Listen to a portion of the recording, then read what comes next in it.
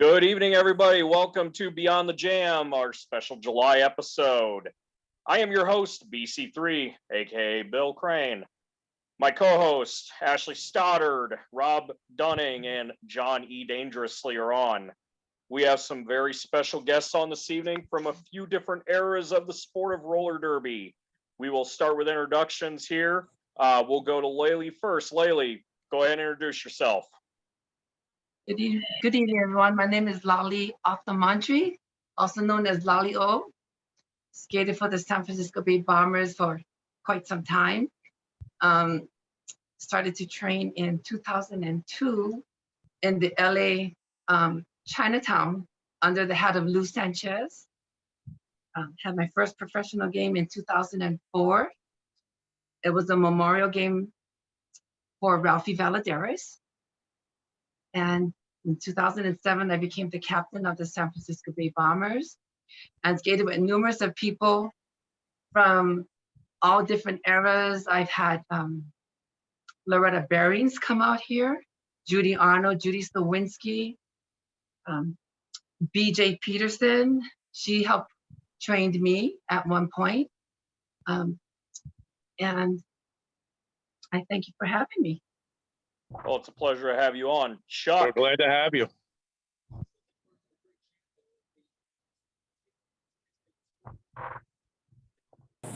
Yes. You want me to introduce myself, I take it, huh? Yeah, that's what Yes, we sir. call on you. Okay. Hi there, my name is Chuck Gay. I am by day, I'm a hospital worker. By weekend, I'm a weekend warrior type photographer, I guess. I photograph local area roller derby. I'm a member of the Roller Games fan page, where I post pictures from the past that I used to take at the Olympic Auditorium. I used to, I'm basically a fan first. I have posted a lot of stuff from the past on the Roller Games fan page. I'm friends with Lali and several people here on this chat, and so I'm very happy to be here and see how this thing goes. Go ahead, Tom. Okay, my name is Tom Worstifer. I'm a roller games and roller derby referee. I started in 1976, refereeing for the Eastern Warriors on the East Coast in Pennsylvania, New Jersey, Virginia. I also refereed T-Bird games in Southern California in 79 and 80. I refereed the 1983 T-Bird Devil game at Madison Square Garden with Don Lastra. I did several games for Dan Ferrari's ARSG in August 2015 in San Jose. I also have done amateur games for some of the local amateur groups in the Philadelphia, New Jersey area. The one group is Penn Jersey Roller Derby, which was trained by Judy Slowinski and warrior skater Skip Schoen and also Richard Brown from time to time. So I did a lot of volunteering refereeing for them also. So I've been around the sport basically since 1976. I became a fan in 1966. So I saw a lot of games from that era. So I've been around for quite a while with this. Thank you for coming on, Tom. We appreciate it. Scott. My pleasure. Yeah, Scott Casto here, the Bulldog from Roller Games. I was really fortunate to skate and learn from the best in the business of Ralphie Valadares and the Jackson brothers and Richard Brown and a lot of the other skaters you guys are talking about. Had a great time. Daryl Davis, got to go up the wall the first time with him in the roller game. So that was a really cool thing that I'll never forget. And just Ralphie taught us so much, and it's just an honor to be here. And thanks for having me. I got the Bad Attitude jersey on tonight, representing, so bring it. Uh-oh. Oh boy. Thank you for coming on, Scott. And our last skater for right now is from the more contemporary modern version of the show. Go ahead, Brooke. I'm Brooke Letterman. I'm still in Florida. Haven't left. Did the roller jam on the Quakes and the Enforcers. Been doing Department of Corrections for the last 19 years. Between that and my bad habit of playing with my dogs. Oh, This is Coda, my 3-year-old curly and bear dog. He came out to visit for a minute, gotcha. Is his name Rusty? and I got 2 Norwegian elk hounds. The baby's over there. Phoenix. That's the baby Phoenix. It's getting dark outside. I'm gonna go in. Mosquitoes are starting to come out. Good old Florida. Oh yeah. So we'll just go ahead and kick this off. Open questions from anybody. Open forum. Start firing away, and let's hear some stories.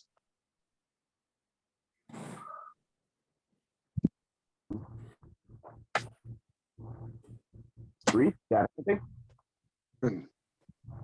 Hey, there we go. Yeah, I just had my mic on. Yeah, I just forgot I had my mic on off for a moment. All right, guys. First question I want to throw.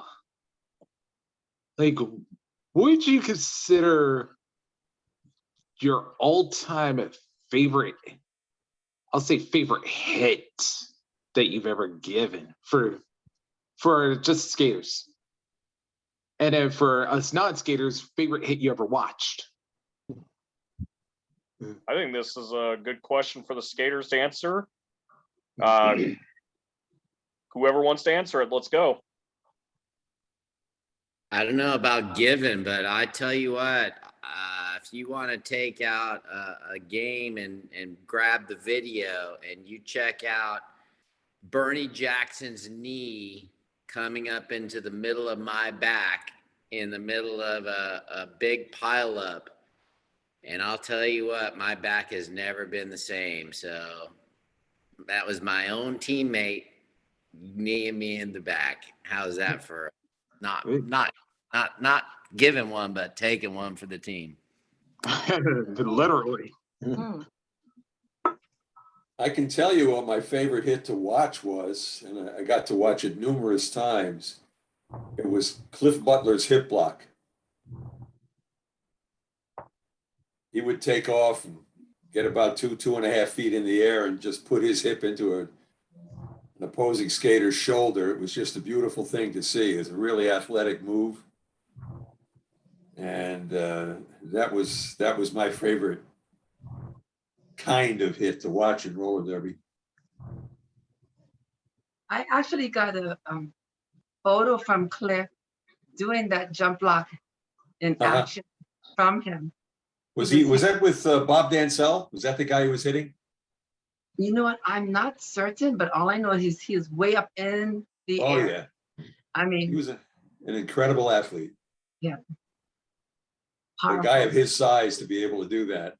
Yes. You know, in one of my my games in San Francisco, it was the San Francisco Bay Bombers against the Quakes, and Denise Loden and Sean Atkinson was the captains of the team. Now, I never skated against Denise. You know, I've watched her on TV in Roller Jam. And when she came to San Francisco that morning, she was interviewed on a radio station. And, you know, of course, she's the red shirt and I'm the white shirt skater, but she said something like on the air that, how many licks does it take to knock out Lollipop? And so, you know, I didn't know she was on doing this interview. So, you know, I flew from Vegas to San Francisco that day of the game. And when I got there, you know, we were practicing and, you know, first time I ever met her and Sean. And she tells me, okay, well, you know, have you ever done the tomahawk and certain moves on the track? And I'm thinking, well, what is that? You know, whatever you can do, I can do, and, you know, we can just work it out together. But we end up having a match race in this particular game. And Kezar has an upstairs and a downstairs, and it was all sold out, both upstairs and downstairs. And I'll never forget it. You know, we had a 5-lap match race, anything goes, of course.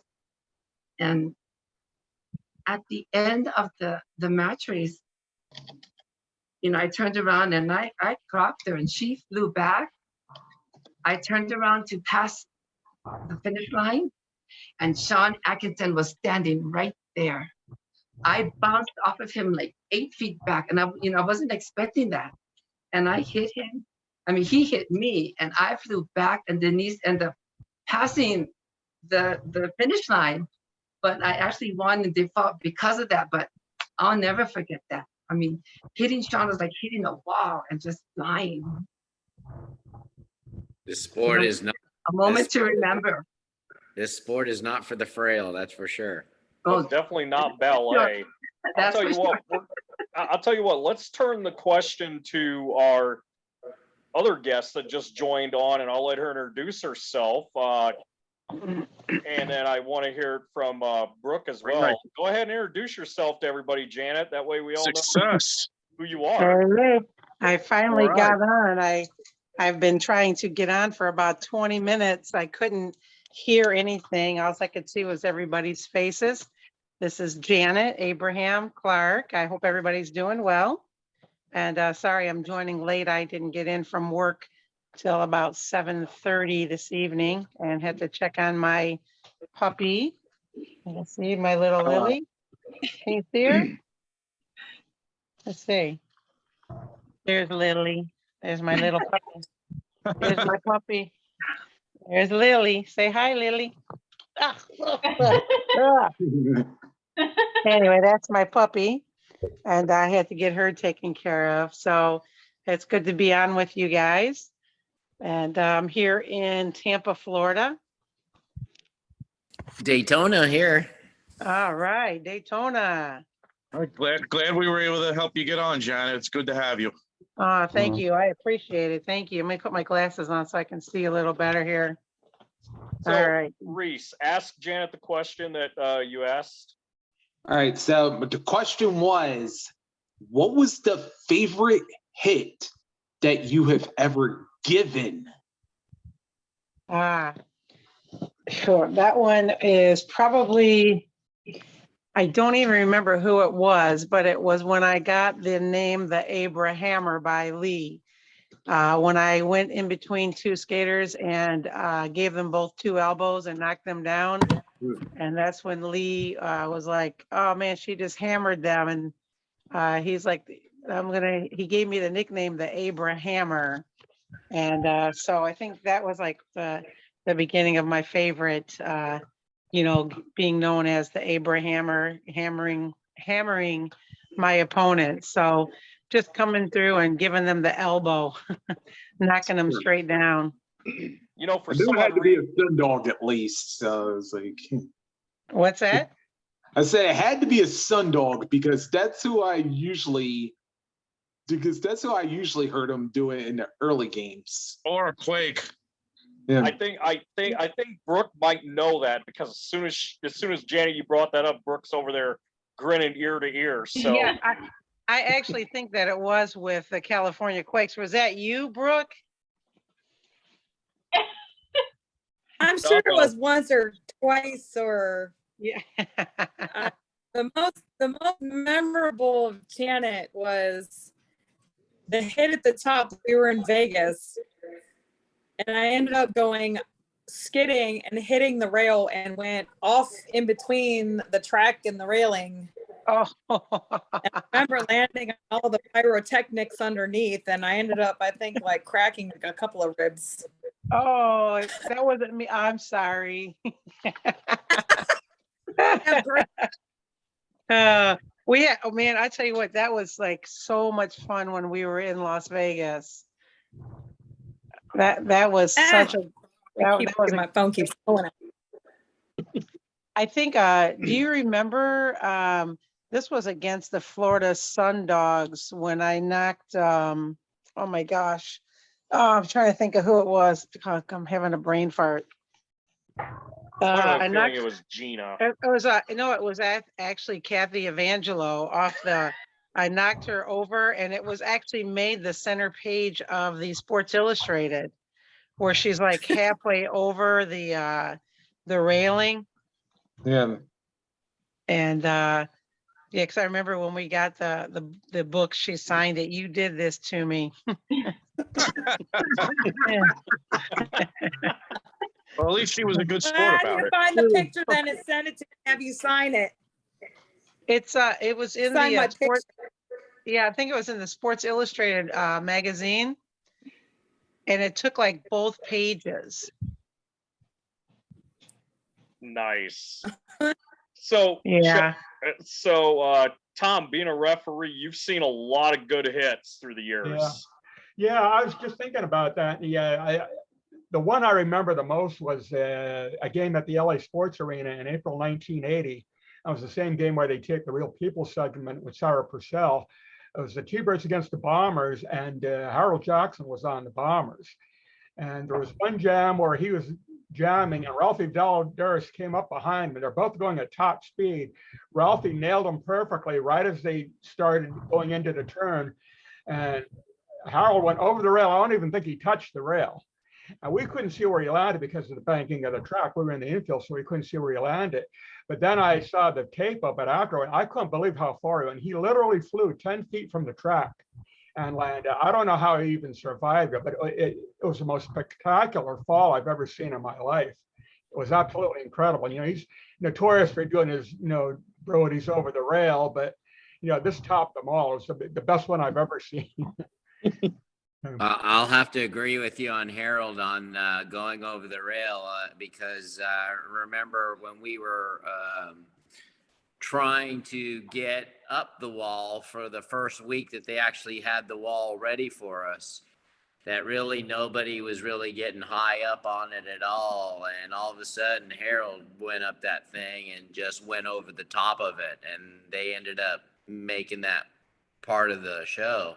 And everybody just was in awe of his ability to just, you're talking, I don't know if it was a full 90-degree, but I'm telling you what, that wall was pretty steep. And that man just went right up that thing and right over the top of it like it was nothing.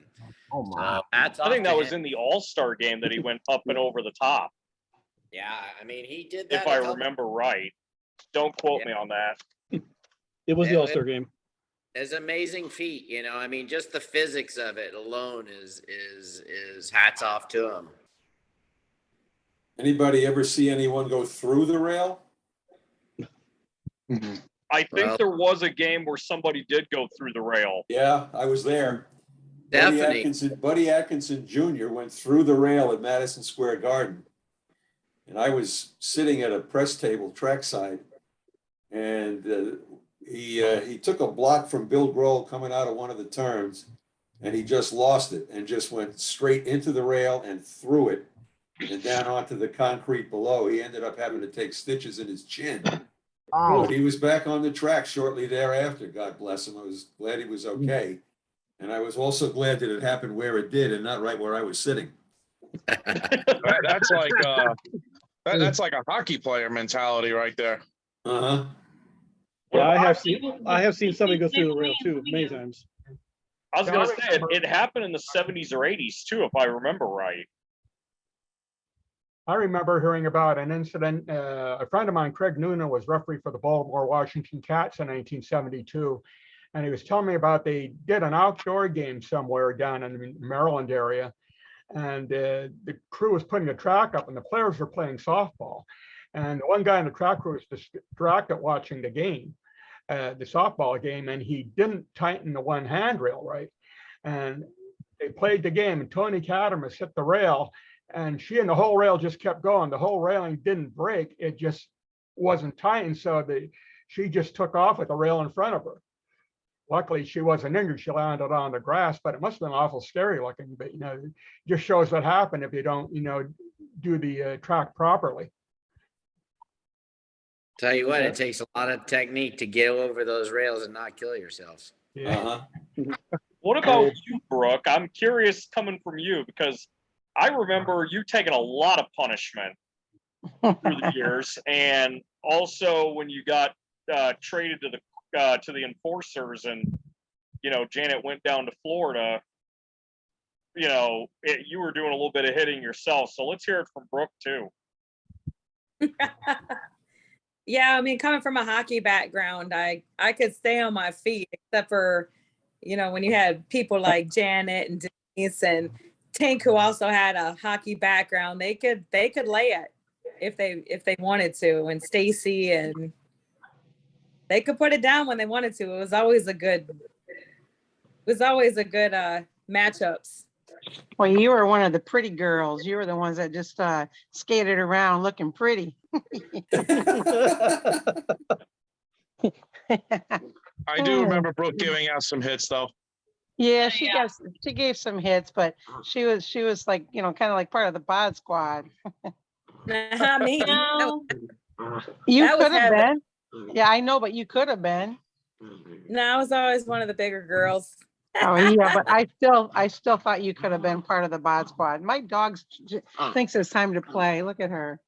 I always thought all the Quake girls were the bod squad. Yeah, I know, right? That's why I would have never gotten on the bod squad. I would never got on the Quakes. I think pretty much all, I do remember them all being referred to as that though. It's like really in season 1, they called all the girls the bod squad, the announcers. Yeah. Well, at least Hawk did. Yeah, Hawk. Lee was a riot. Yeah, he was. No pun intended. Yeah. Really quick. Oh, I didn't even realize I made a pun there, Reese. Thanks. And Janet, how old's your dog? She still looks like a pup.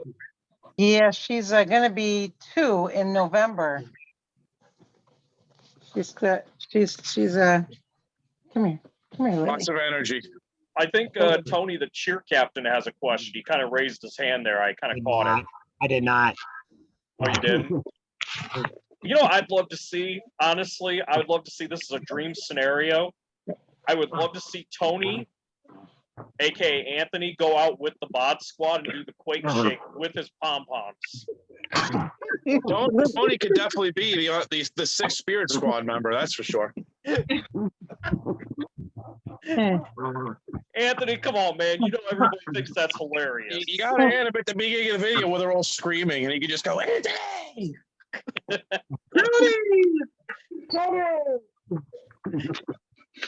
Somebody, John, we'll play have the Janet theme. waiting on the Somebody track play to the lay him theme.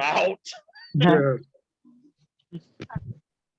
I remember when we did the show with the ECW wrestlers. My favorite Yeah. episode. Yeah, that was a good one. Yeah, that was fun. Yeah. Poor And, Danny.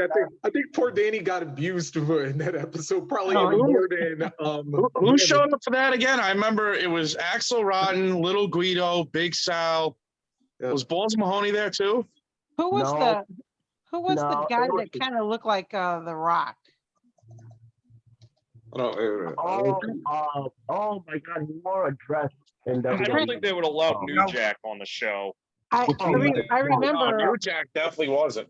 I think Dreamer might have been there too. No, I can't remember his name, but I remember Vito? some. Vito, the guy who's Big Vito. Yeah, Big Vito. He was Was there. that him? Lily, Yeah, quick. actually, I'm watching the episode the one right now. that was the judge, the one that he was the judge. He was a judge in ECW.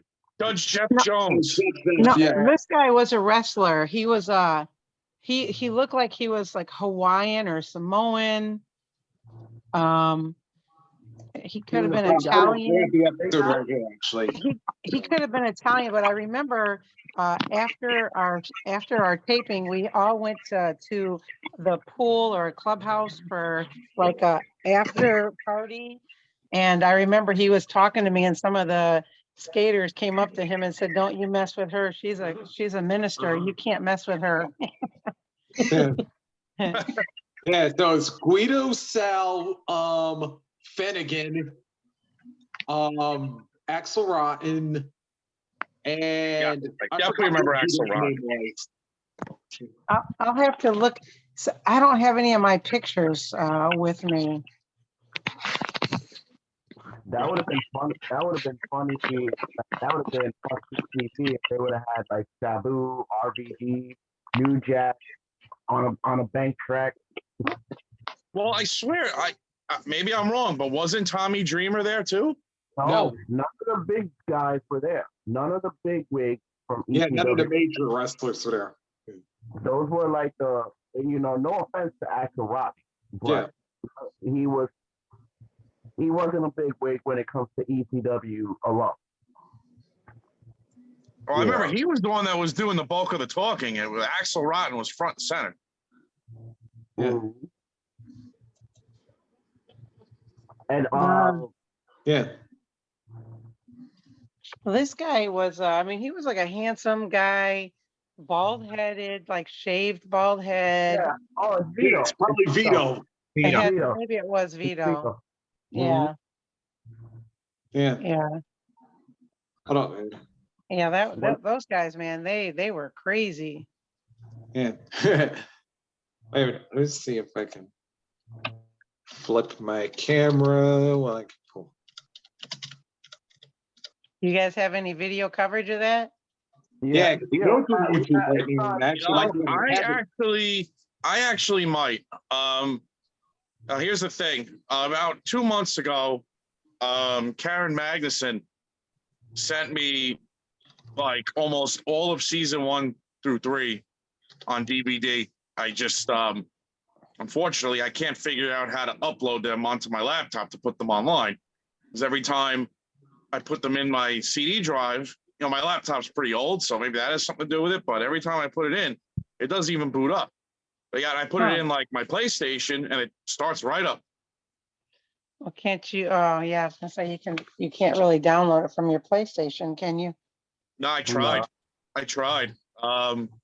Because I can't access YouTube through my PlayStation. I just I couldn't do anything through there. And I know for a fact I got episodes that aren't on YouTube, that aren't uploaded by Eric. Yeah. And I was hoping maybe Wolf would have been on tonight, and he maybe could have gave me a little bit of pointers, because I would love to get them online. Because I mean, especially that she offered, it was like amazing. I got it, and I didn't think it was going to be as much as it was. Like literally sent me a box. There's like probably 100 CDs in there. Where'd she get them at? I guess she, from what I could tell, it looked like it was a VHS to DVD rip. So I guess while she was cleaning out her family's house, she found them. And yeah. All right. Hey, Rob, almost every episode of That's him season right 1 through there. 3. That whoever posted that picture, that was the guy in the background. all right. Yeah, because I'm letting it play right now so we can see everybody is showed up. Definitely Big Sal. Yeah, that's Sal. All right, so here you go. So there's Logue. All right, so there's Axel right there. Yeah. There's little Guido. And there's the Thor right The there. third guy. It was the third guy. Yeah, that's where I am. bald guy, right? Vito, Big Vito. Yep, Is that's that Vito. Vito? Okay. Definitely Vito. And then the one with the backwards. Who's the one with the backwards hat? That's Danny That's Dor? the judge. that's the judge. And who's the one with the bald spot? That's John Finnegan, A Okay. referee. the referee. Basically, he got the B team or the C team. Yeah. B. Oh wait, wrong B team. My bad. That was the NWO. Oh, and so that was Vito? Yeah. Yeah. Yep, Big Vito. Okay. I Yeah. remember him in WCW also, too. Am I What's wrong? that? What's that? Yeah, wasn't he with the Vito FBI? Wow. Yeah. Yeah, The full-blooded Italians? Correct. Vito was, well, I forgot who he was rolled with in ECW, but then in WCW, he was with the Mamalukes. Yeah, it was him, Disco Inferno, Tony Mamaluke, And Johnny the Bull. And John. He was yeah, in and Johnny the the Bull. baddies. He was in the baddies on ECW. I'd be curious to know what Baldy. The Baldy. some of those guys are up to nowadays, like Vito and Well, one of them's dead. He has an axle, gone. Yeah. I He just Axel- retired from Unfortunately, yeah. wrestling. Most of the ECW wrestlers are gone, unfortunately. How did Axel pass away? Complications Yeah. from, I think, sleep. Yeah, he was Oh, pretty no, young. that He was- was pretty young that was- too, sadly. Yeah. That was Johnny Grunt, right? Like that was the Public Enemy, right? One of them had like sleep problems, like some sleep apnea or something like that. Both the Public Enemy guys passed away. I think like a year apart from each other, unfortunately. Axel They all was lived overdosed. on pain. They all lived on painkillers. Mm, New Jack just passed away, what, last year? yeah. Or 2 years ago or something like that. Last New, year. New, Last New year. Jack was one. Whew. I'll just leave it at that. I'll just leave it at the whew. Yeah. Does anybody know where Vito is? He's Uh, actually got an acting career. He retired in like 14. Yeah. So Janet, the one episode we've been trying to get, and we were hoping to find it, is the premiere episode of Roller Jam. The one where they had those horrible outfits. Oh, okay. Yeah, that was not on the episodes that Karen sent me. The episode that started was the Megan Mobley episode.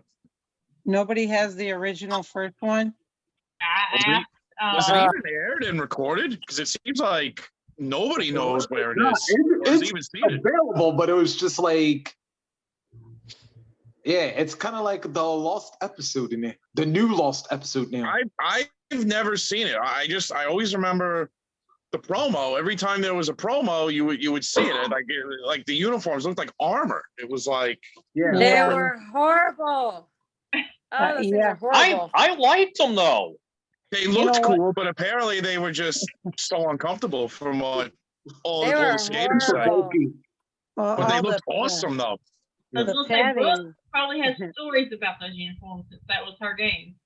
the And actually, padding. Danielle just sent me. I got a set of uniforms, and I got one of those weird armor-looking uniforms and a couple of helmets and stuff. I just received those recently. Nice. You got the They're armor. fun to have.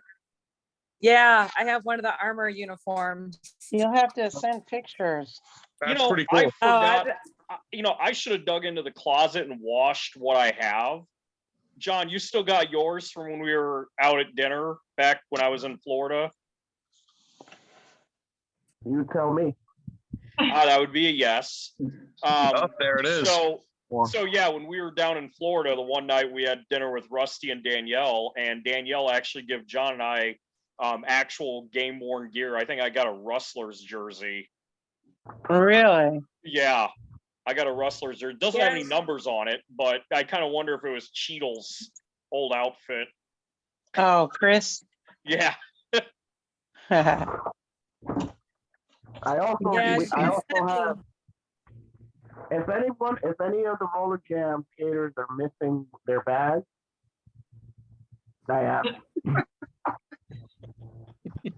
But That looks like one of the old bags I used to have in my gym class that would hold all the dodgeballs. Yeah. I got number 39. Number 39. That's gonna be a hot dice, but hey, you got gear now. You're ready to go to Lolly's track. Yeah, man, suit up. Oh, wait a minute. Get ready to throw down. Yeah. So here's one. Somebody on the it's not number 39. Somebody on the Sundog. No, 30s were the hot dice. No, Oh, well, at it least says- if you go by it after says it season in one. there, Sundog, written Oh. in there. Somebody Yeah, put it 'cause in the season Sundog. one, they kind of had 10s, 20s, and 30s and all that stuff. But yeah, after Oh, guess who this was? Might have been Bill Barker, no? No, this belongs to the Flames. This belongs to the Flames, Sam Martin. yeah. Oh. You can see it, Sam. I can see it. Oh, yeah, cool. AM. What? Oh, Sam? Yeah, it's Sam's old elbow pad. Sam Martin. Yeah, Mhm. How about that? that is awesome. Sweet. I'll have to dig through my stuff and see if there's any names on mine. Yeah, that's right, because his number was 5 in this season too. So. Here's Yeah. a neat Cat. Oh, God. Kathy did say she wasn't going to be able to make it on this evening. She's on vacation, so Jan, she'll hear the shout out later. I was hoping we could get her on and have her comment to the shout out and you laying the hit. Oh, I have the training helmet too that you guys use for training. Yeah, let's see it. This one is number 35. Is that Christian? Yeah. This is number 35, and it just says men. It says literally men written in there. And then somebody's gloves. Janet, are you sure these are not yours? They could be. I wore gloves.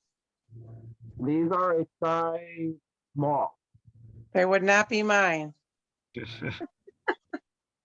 Now we're I trying don't to know. figure out whose gear we have. I'm not digging I in the know. closet tonight. I'm too old to go diving in. I wonder if it belongs to Sam too. It could be. Yeah, it wasn't the elbow pad his number 35? No, but I have two of them. I have two different elbow pads. So this one says number 35. The other one says number. Oh, actually, wait. No, I think I'm wrong. I think they both belong to him. So these belong to Sam.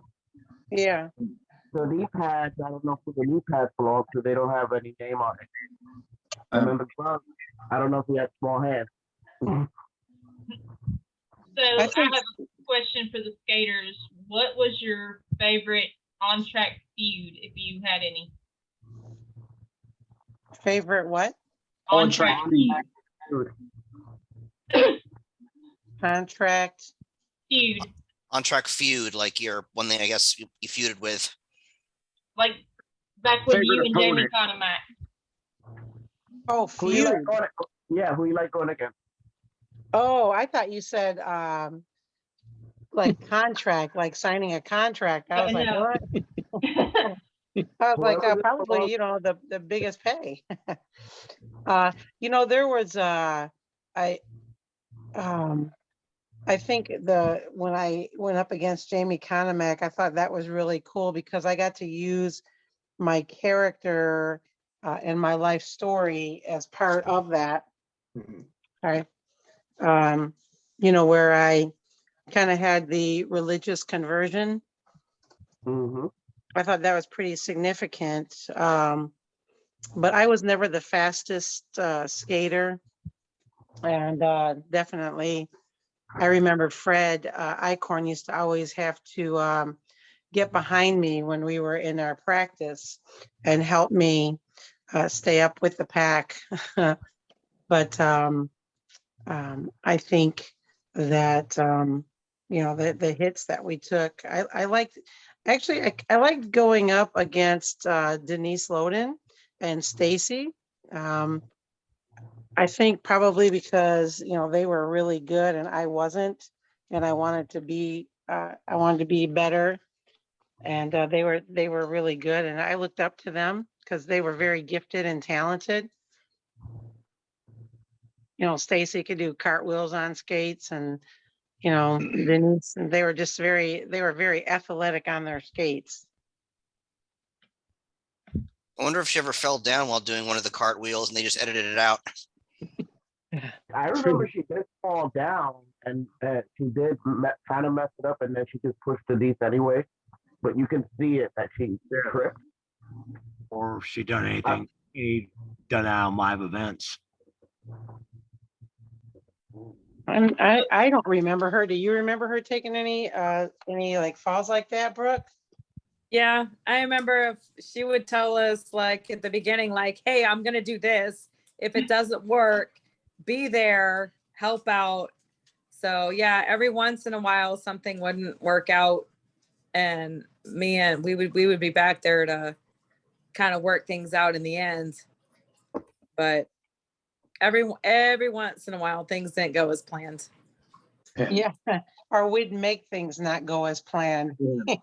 They would tell us what we were going to do, and then we would do what we wanted to do sometimes. Not everything, What's that? not everything went according to plan.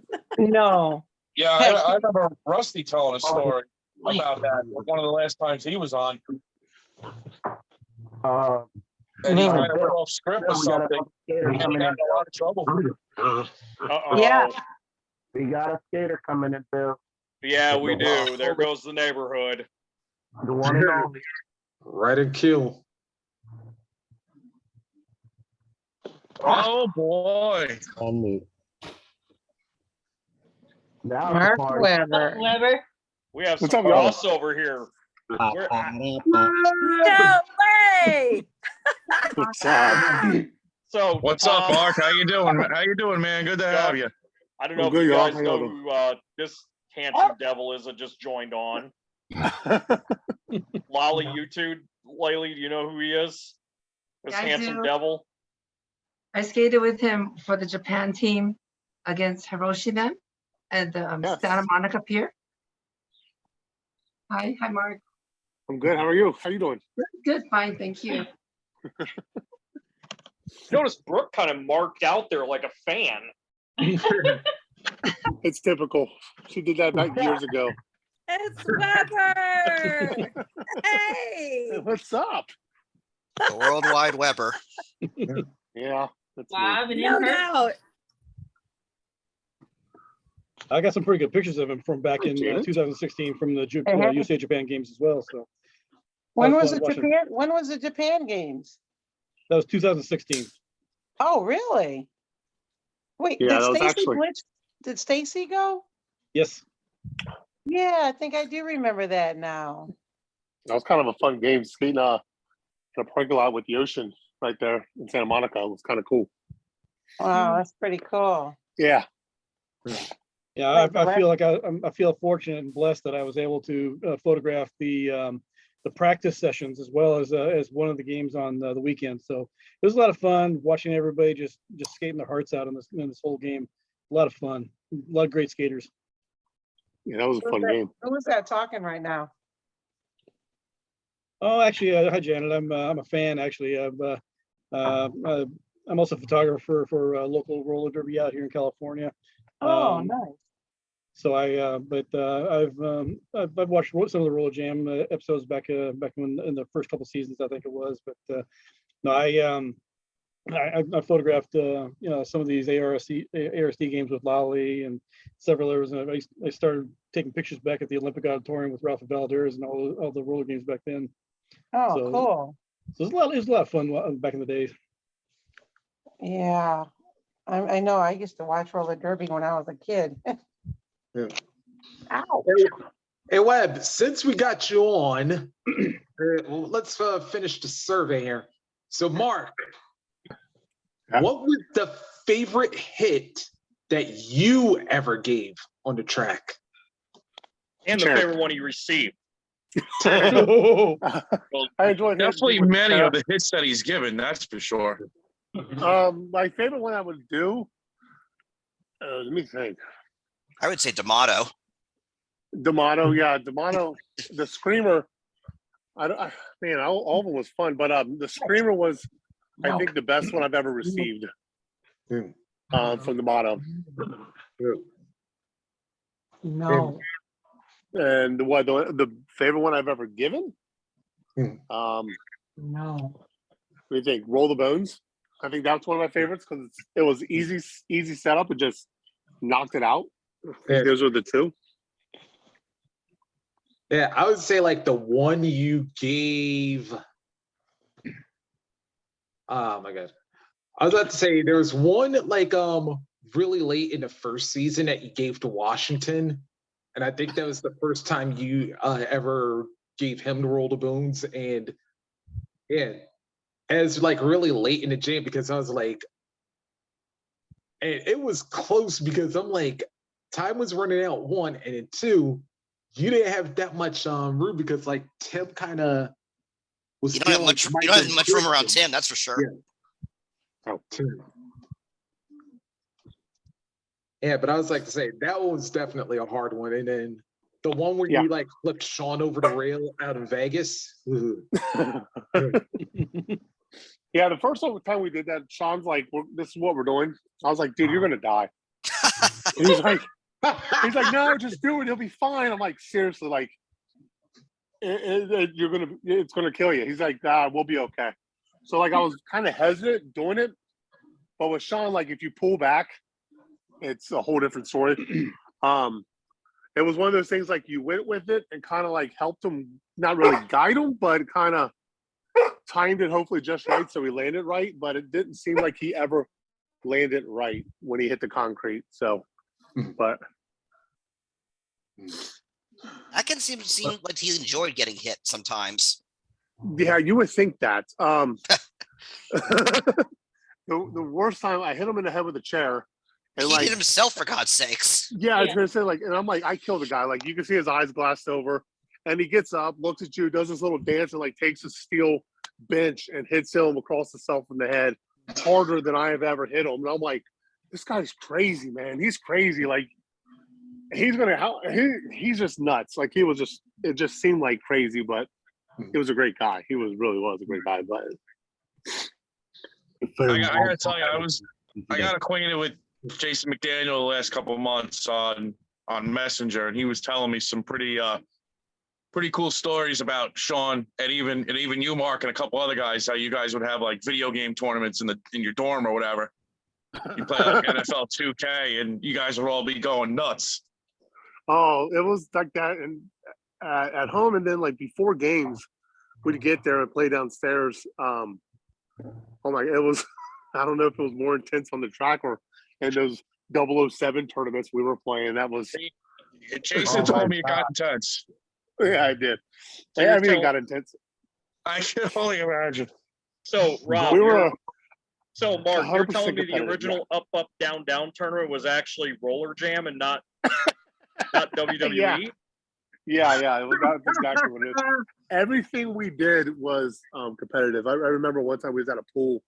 I think Sean's swimming pool in his apartment complex, and we started throwing each other in, and I swear to you, it was like kill the man. It was just intense. I think everything we did was intense. Janet, did you ever throw anybody in the pool?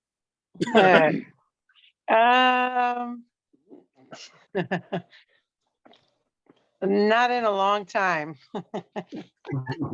Well, I've done worse things than throw people in a pool. That's a good I'm promo not right proud.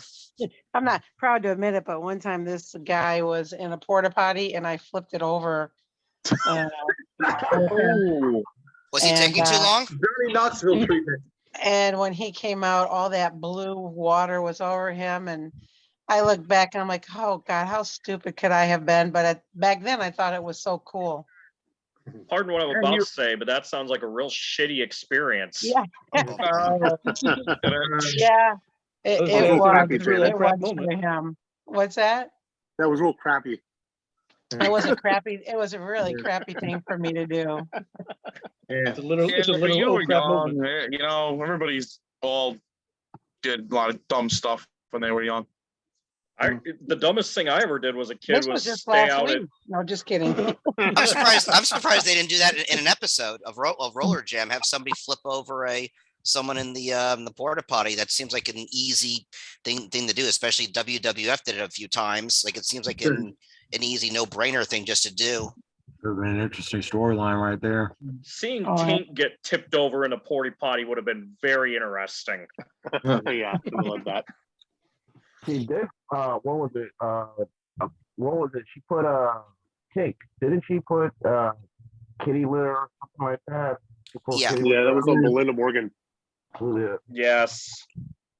Yeah, the Hellcats meow.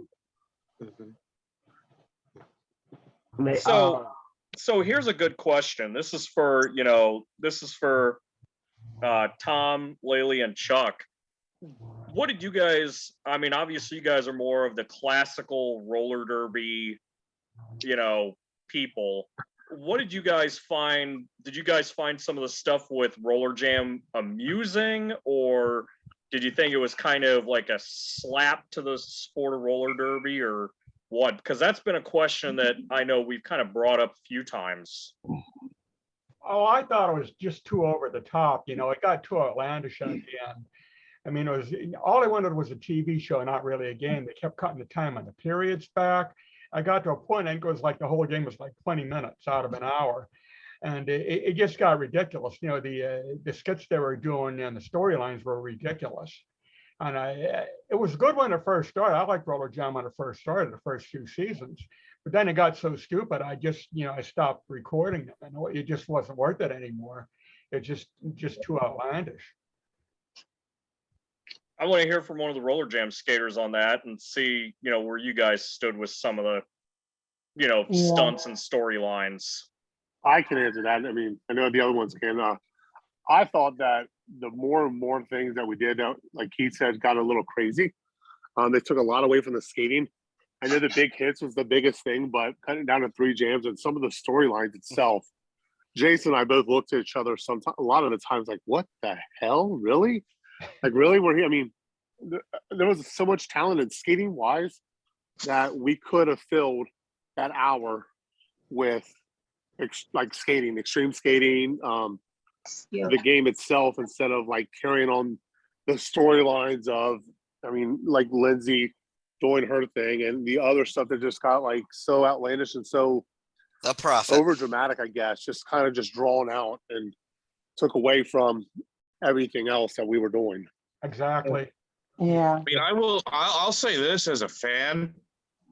I mean, out of all the 4 seasons, my favorite was definitely 1, and then followed by 2, because it still had like that. It was like an even mix of the skating and the storylines, and it wasn't like over the top. It was Right. still like a skating show. Yeah. Yeah. I mean, you would could say hear that it in the 4th season when we were skating in front of everybody. I know, Brooke, you were there. The last couple games, the house was packed. I mean, there was the biggest crowds we've seen there. And there was more of a reaction, obviously, in a live show of the skating and the things we were doing out there on the track. And it seemed like momentum and everything died down when they kind of cut to interviews and story and all this other outlandish stuff. And you could feel that in the arena, with the fans and stuff. And I can only imagine being on TV. You're watching it from at home, and you're seeing it. Even now, I still watch the games on YouTube, and I'm like, what the hell was that about? still today.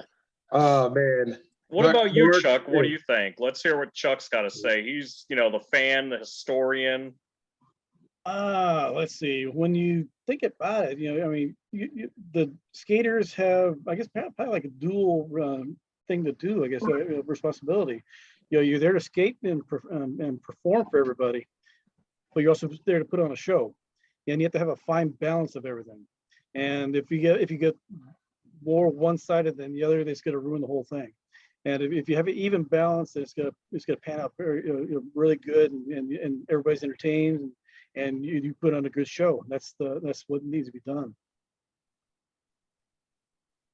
To me, everyone had such talent, and they could have kind of focused and kept it driven with the talent that you had. I know it was probably ratings that they had to elevate in order to stay afloat, which is normal in every TV show.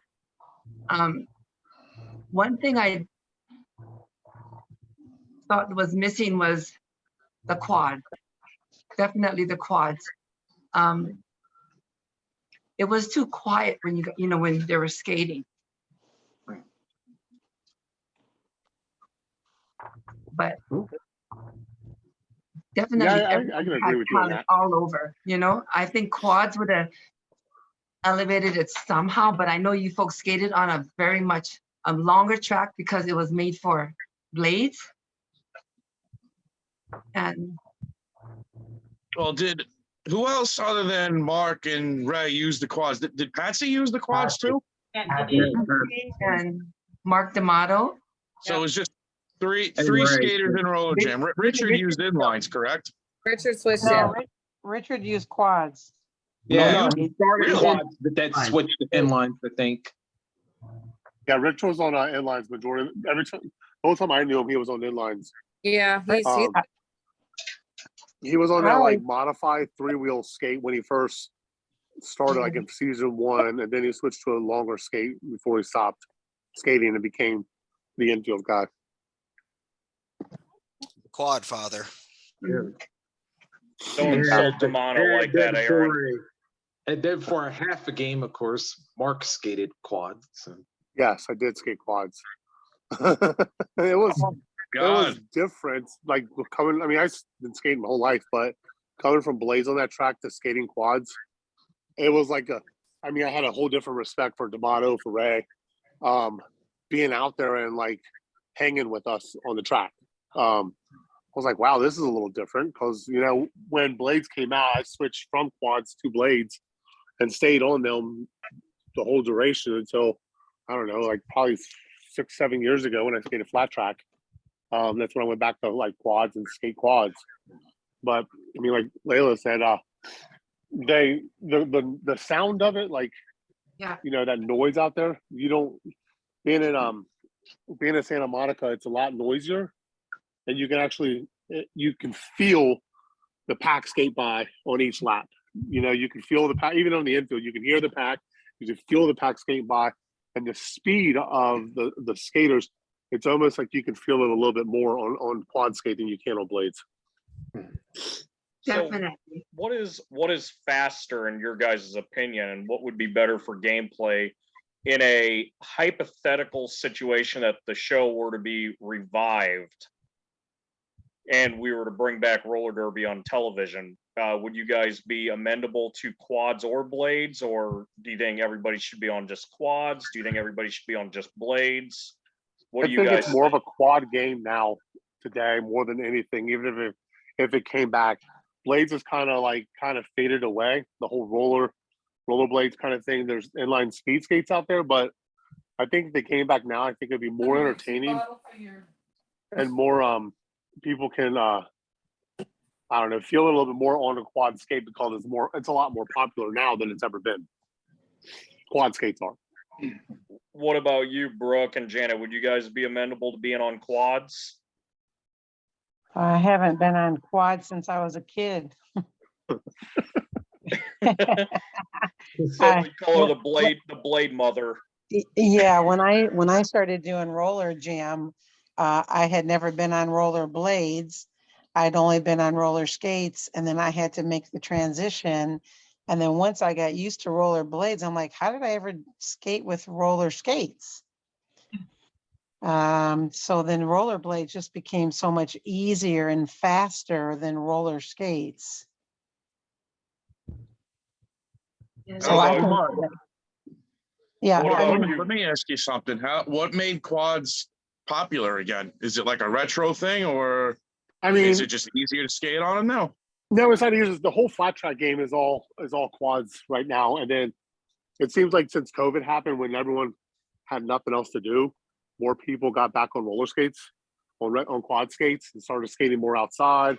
The whole, you can talk to most Sanders about this too, is like the whole roller skating is I think more popular now than it has been in a long time, because more people are out there rolling around. Even during COVID, people were out skating around, by themselves around town, doing whatever thing they can. I know around here, and then just being in some of the groups, man, they talk more and more about, quad skates and just roller skating itself. And with blades, they went more towards speed and roller hockey. You don't see too many people out there nowadays. Even on the trails that we go to, sometimes you see more quad skates out there than you do blades or roller blades.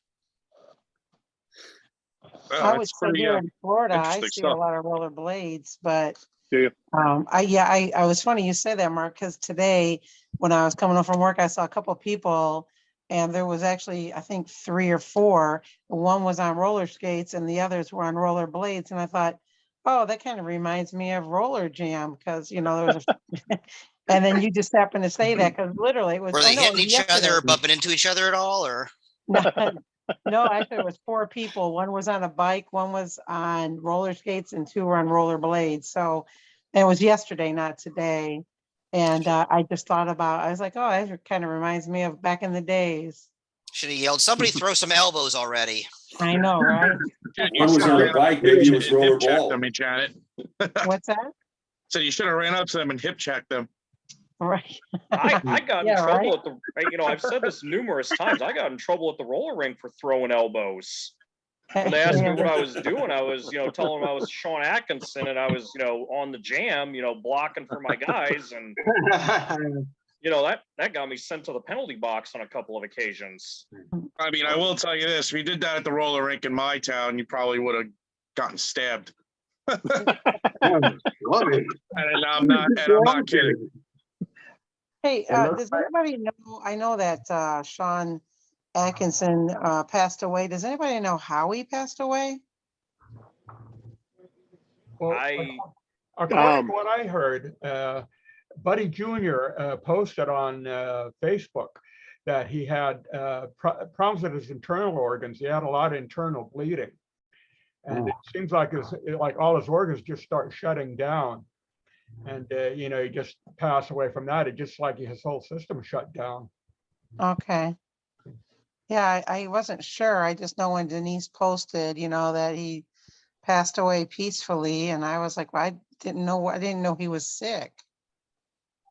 Yeah, Yeah, it happened like pretty for quickly. a while. Yeah. Yeah, I know it happened a while ago. I guess I just, never knew how he passed away. Yeah. And then I don't think a lot of people really did. I mean, just from the stuff Yeah. that I've seen, it just seems like it's been kind of kept under wraps.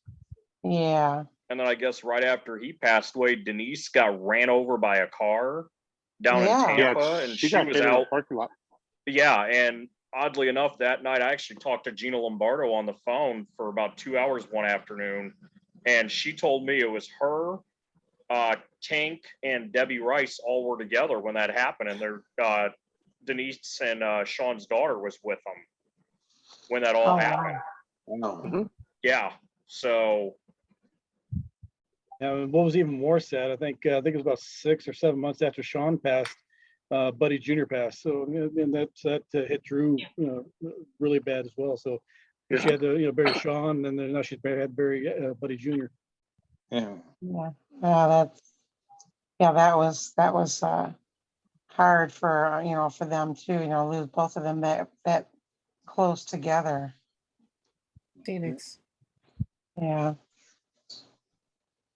Yeah. that Whatever is- happened to, what was the other coach? Brooke, Mark, do you Irwin? remember? Erwin what is- Miller? Yeah, Irwin. Where's Irwin at?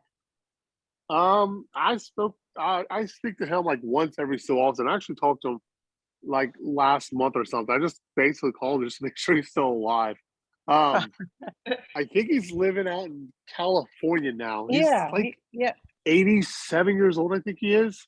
And he's- and I'm telling you, I mean, this is the honest thing. I love Irwin to death, and he was a great guy. But every time I talk to him for the past 20 years, I can almost tell you exactly what we're going to talk about every time we have a conversation. Yeah. It's the same exact thing every single time for the past. I mean, hell, since Roller Jam when I was 22 years old, so 22 years. Right. I mean, I Yeah.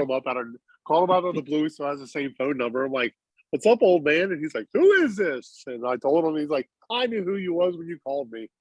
Like, okay. But he's doing good though. He says he's doing good, but yeah, If you talk to him, tell him I said hello. I will definitely. He used to always make me feel like I was like I had more potential than I had. Yeah. He was Yeah. awesome. He took us all in, like bunch of us. He called his kids because he took us all Yeah. in like right away when we first came down there. Yeah. Boy, there were some great times, man. Remember back at the Sanford Training Center when we practice out there? Oh, Jeez. Is that you, Brooke, laughing? Did you guys have to audition for this? What's that? You have to audition for this? Yeah. Oh, Yes. yeah. Yeah. Yeah, every time I mean, there were hundreds of skaters trying out, and every time they'd do cuts, I just knew for sure they were gonna cut me. And they were like, nope, we're not cutting you, we're keeping you. I'm like, and every time they do a cut, I'm like, am I next? They're like, no, don't worry about it, you're not getting cut. Yeah. So I what was the remember- audition when, process like? What was that?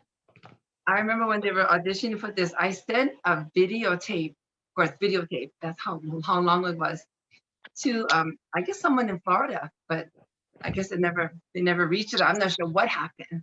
Did you try out for Roller Jam? I sent a videotape because they were saying to send in a videotape out here in Vegas.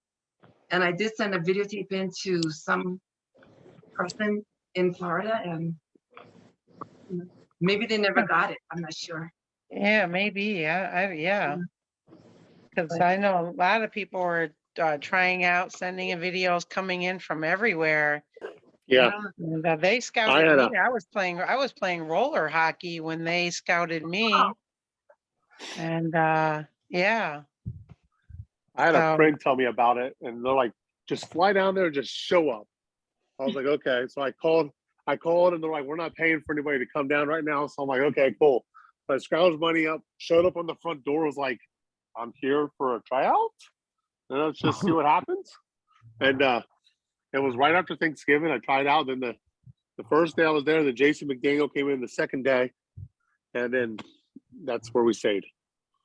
So yeah, it was I nerve-wracking. mean, you were a hit from the beginning. You were really good. I mean, you were thank were one of the, I think, to me, you were one of the top guy skaters. You were like, Stacy Blitch in male form. Thank you, I think. Yeah. Got that back handspring. Yeah. Oh, yeah. Oh, It right was now, I want to see terrifying. Mark do cartwils all of a sudden. I could actually do one on. I could actually do a back handspring on skates at that time. Not anymore. I'm too fat and old. But actually, when I went there, I originally thought it was like roller games. I'm like, I'm gonna fight an alligator. I'm gonna do the freeze. I'm gonna do all this stuff. And I show up there, and I'm like, oh, it's an oval. Huh? This is weird. This is different. I'm surprised they didn't have you guys fight an alligator in season 4. Oh man, if we'd have went to season 5, it probably could have got a little crazy. Probably. Well, then again, Well, technically they kind of did, because hell, every time you were going up against Gladdy. Oh god. Yeah. I'm kind of glad, like my body is kind of like happy that season 4 ended, because I was like, oh my god, what's next? I mean, ladders are coming out. I'm going through doors. So I'm like, oh man. I think I can take the next one. All stops. They were just, I guess, trying to be as much like wrestling as they could, because I mean, in like 2000 and 2001, like it was just like taking over the world. Yeah, we were number 2 to WWE in 2000, 2001. We were the second most watched show on national TV. And I think the problem was is they wanted to take over WWE, and that was never going to happen. And that's why whoever asked a question earlier about, the show changing from a sport to a reality show. I think that's for me. I was there for the 2000 and 2001. And when I seen things starting to change, I was like, this is not what I signed up for. To me, it was a sport. It was, it was entertainment, but they were changing the storyline so much. And it was, all about storylines and less about skating. Exactly. And it took the fun out of the sport. Like, you weren't an athlete, you were an actor, Yep. and it just, they wanted to be so much like WWE, that I think that's when the things started turning, and it just didn't, and then, they had to keep adding crazier, stupider, things to try to make it, and it just did not succeed. That's also at the same time, unfortunately, when WWE got the TNN deal, and that was part of the shortly after requirement. that, Roller Jam was gone. have to get rid of Roller Jam. That was part of the requirement. Need to get rid of, obviously get rid of ECW because it's redundant having them, but also we want Roller Jam gone as well. So like Oh. literally in like a 6-month span, Vince McMahon bought WCW, got on TNN, and basically eliminated ECW and Roller Jam. Oh my God. You're muted, Tammy. One of the many, Good old Uncle Vinny. Yeah, not one of my favorite people. And on the reasons final why 2001 Thank goodness he's gone today. was bad. and on the final episode, Mark Webber, Falcon Arrow, Reese's older brother, through a tape. As a Table send-off. break, the most standard suplex to the head. Yeah. Yeah, that was awful. I hated the microphone. I'll tell you that right now. One of Hated the it. several reasons why 2001 was garbage. We're probably going to be joined by royalty soon. He's trying to log in, and I'm talking about Richard Brown. Well, who else? When you mentioned Oh, royalty, who else could it hey. be? Just go and mute that guy. Even with a Yeah. mute button, he'd find a way. Freaking Richard Brown trolls me on Facebook all the time. He's always taking me down. And we have Tammy Villalobos joining us as well. Tammy, your mic's muted. Yep, she's on. Just needs to unmute.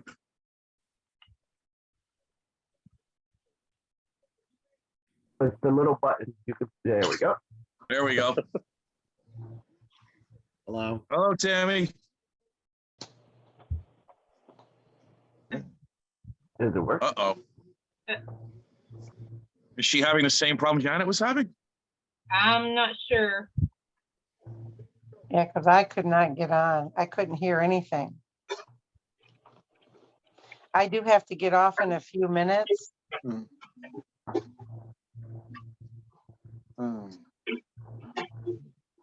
Like it's trying to. You guys will have to keep me posted on, are we going to be doing this again in the near future? And We're thinking maybe late October, early November. Okay, perfect, because I know September, Ray, my husband and I are going to be in South Africa, I believe, for about 4 weeks. Oh, Fun. wow. They Yeah, don't so have we'll be- internet there? Wait a minute, they don't have internet in South Africa? yeah, well, it'll be 7 hours or 6 or 7 hours later I there. don't understand your priorities, Janet. Hey, Sean Davison jumped on when he was in London. London. So. I remember that. Sean Marshall John jumped on in Marshall jumped Japan. on when he was in Japan. Yeah, I remember. 14 Sean, yeah, that's hours. right. Well, if I'm there and if I can make it work, I will. Well, we'll probably hold off till When you go on? October. I'm waiting on our other special guest to get on. He's having technical difficulties. But once he Hey, we gets should on, the just- neighborhood's really gonna go. Say, out there in Nevada, Layla should just hold games on her track in her backyard and bring us all out. Do we need all you skaters to come out? I'm saying. I have There's a big track in YouTube their channel. We backyard. can put it on there. My goodness. Okay. Well, we can always promote the skaters reunion for next year. The Yeah. skaters reunion next year, Sam's Town. Janet had to make it next year. Where at? Las Vegas. Vegas. Oh, okay. What, you just have to let me We have know. A roller derby reunion once a year. Are you Oh, on okay. Facebook? Yeah, I'm on Facebook. Okay, are we friends?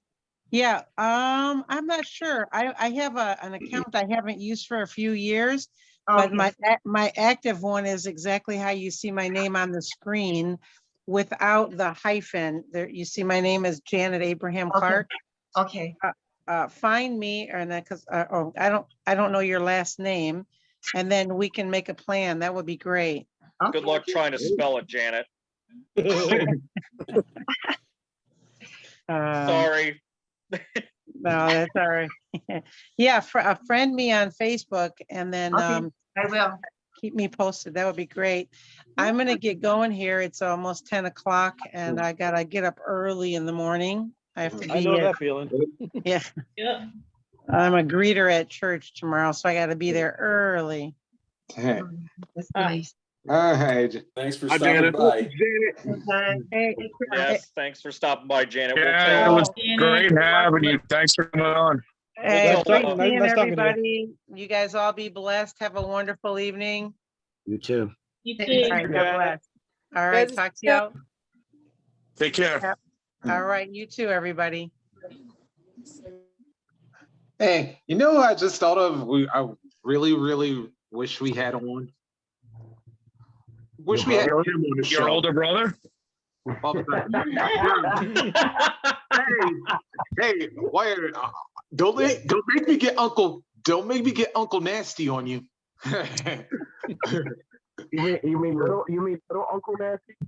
No, I'm talking Uncle Big Nasty.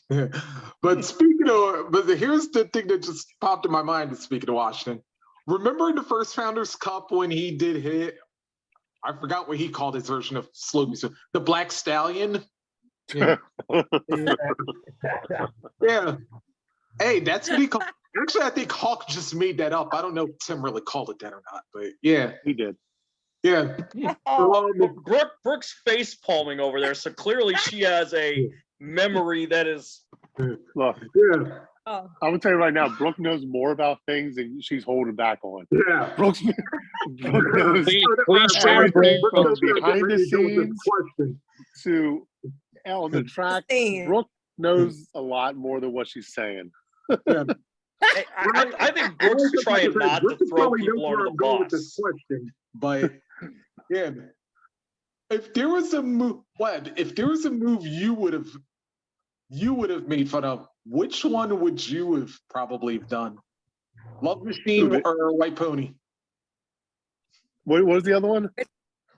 Either Love Machine or the White Pony. Which one would you have? The Love Machine. That would have been my go-to, definitely.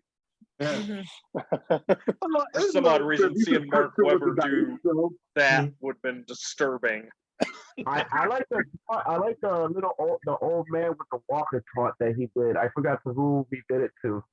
It was in the match race he would do it, and he did this old man walking thing, and it started. I think it was against Ray. Was it Yeah, Ray or Richard? Both. I probably did it against both of them, and I don't No, know. because Sean skated against Richard. Yeah. Yeah, You know what I would ask Brooke this question. If there's a move that you would imitate on the track and make fun of, which one would it be? I'm curious on Brooke's thought on this. Oh, Lord.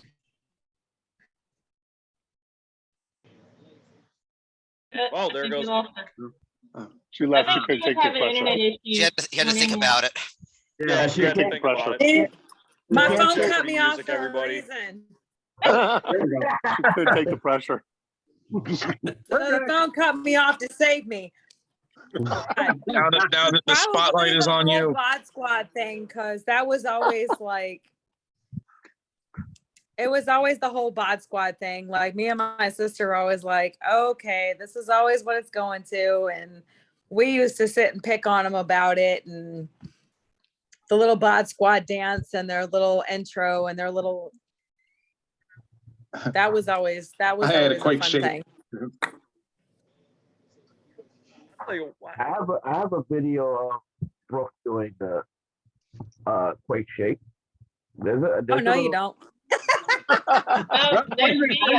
John, is it from the mega match when they Yes, it is. You see her, Faith Irvin's in there, her sister's in there. Yep, Yeah. they're all doing it. Oh God. We did Yeah. also find the video of the fraud squad. Yeah. Whoever looks confused. Well, here's a guy that we can actually ask that question to, the imitation. He's getting ready to join on. And he actually links everybody in here together. Oh boy, there goes the neighborhood. That's what I said There earlier. we go. That's it. We'll just sit back and enjoy the Sit show. back and from enjoy here the further. show. Oh God. Nobody can talk for about half an hour now. Okay. That's it. That's a Okay, wrap. where's Heather? Oh, no. Kelly's not here. I don't know. Heather's not on? Brooke, you better start calling your Of course, sister. no. All right, Hold bye. on, let me see. Bye, everybody. Oh, Lolly! Richard, how you doing? Good to see you. Hello, everybody. Finally got in. Hi. Hi, Richard. Goodness. Perry, Perry Brown, you look like Nick Scopus. Thank you. That wasn't a compliment. I'll take it as one. I'll take anything I can get. There is a good resemblance, I'll tell you that much. I took a picture of him last month. Yeah, so how's everybody doing? very good. How are you doing, Richard? Good. I'm tired. We were at a family reunion all day yesterday, and tomorrow we'll be finishing it up. But I'm here. His almighty majesty in the house. Yeah. The King, Little, Richard, whatever you want to call him. I'm still afraid of the briefcase. So, Whoever you're muted, we can't hear you. yeah. So everybody doing okay? Yeah. How are you doing? Hanging in there. Well, I'm doing pretty good for an old man. Hey, Richard, by the way, I got to tell you something. I don't know if you'd notice, but I got the all clear from my doctor. He said, use my foot, but don't abuse it. So, we can discuss that. So can I stick it under the track and jump on the track? Please do. I hope you're talking about the leg. That's brutal, guys. Thanks. You said we weren't PG anymore, so Were we Hell ever no, PG? we're not PG. Were we ever? no. No, we're officially now TV 14. So yes, bad language is not just okay, but it's encouraged. So So no what more have I Jim missed? Matthews rules. If I missed Miss anything me. important? Well, Janet was just on, but she Janet heard you Abraham were was just coming. on. We got Hey, Bulldog Tom. Picasso. Hey, Richard. Bulldog was here too. Oh, really? Yeah. Yes, Yeah. Now Ashley, we're how you be? I'm very well. How are you doing, Richard? Good. I'm gonna have to boogie out because I have an early day tomorrow. All right, Barry. Did you But, say an early day or early date? Definitely an early day, but I'm gonna see what I can do about the other one. We'll All talk right. to my wife about Thanks for that. coming, Perry. So, Hey, it's good to be here. Lolly, Thanks for having me. I'm looking forward to the next one. As I said, I'm glad I was finally able to make one of these. yeah, But, We will definitely keep you posted. We're, like we said, we're thinking late October, early November. yeah, it's nice to hang out with people who have the interest in the game, so. who's that guy on the bottom of my screen? Oh, I'm sorry, that Mark Weber. I'm sorry. You know who I am. God. Have a good night, everybody. You All right, take good care. night, Perry. Thank you. Bye-bye. Take care, Perry. Enjoy your columns in RSI. Yeah. Richard. Lolly, how'd you get Bye-bye. off of work? What is that? How did you get off of work? Oh, no, I'm off today. Oh, okay. Back tomorrow, 8:30. Good to see you. In Same case here. anyone don't know, that's my secret love. Do we I'm need to telling call, my mom. That's my king. Oh, gosh. Don't encourage. do we need to get a hold of Mindy Smith there to You guys see Mindy Smith's son? She's gonna be just like her. Oh yeah, Oh man, that He kid did is really good. well. Yeah. We've been trying to get a hold of her, but no luck.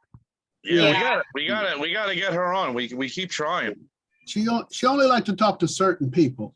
And well, I namely even the threw king. your name in there. I even threw your name out there, Richard. I said we were trying to get her on for you because you're always bringing her up and sweet talking about her. Yeah. No luck. Brooke, how are you been doing? Hi, Richard. Good. Good. How's the family? Oh, my kid's growing like a weed and he's starting to drive and it's kind of scary. Where are you? What city you live in? We're still in Orlando. Oh, okay, I need to make sure when I drive down there to be careful. Heather and I are still, yeah. Oh, Heather's kids are all driving. Yeah, you should, yeah. Yeah, I've been seeing Heather been the postings she had with her daughter that what does she do? She'd be tumbling or something, drum major or what? Both of them dance. Which The one does oldest one, Devin, UCF. which ones do the weightlifting? Neither.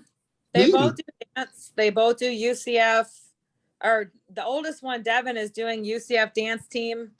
Okay, okay. Madison, let's see, my son's gonna be a junior or sophomore, so Madison's gonna be a junior. My son's gonna be a sophomore. I don't want to throw any hints out there, but you guys, but August 16th, I'll be 75. Oh, My address for any gifts is What do you give the man who has everything? A new briefcase. My birthday's actually in 5 days. Oh, Merry Christmas. I mean, happy birthday. Yeah. Richard Brown is the new Steve Harvey, everybody. My daughter's birthday tomorrow, actually. Okay. Lots of summer birthdays. All summer birthdays, man. What's going on? Who's that? This is my son. Oh my goodness, you're getting old, Heather. I'm talking. You both look alike. And this is my son, Justin. He's 15. Hey, Jonathan, how are you? We used to skate roller derby with him. This is Richard. He's The old. man. Legend. The old guy. Yeah. What Mark said, the old guy. Oh, thanks. Yeah.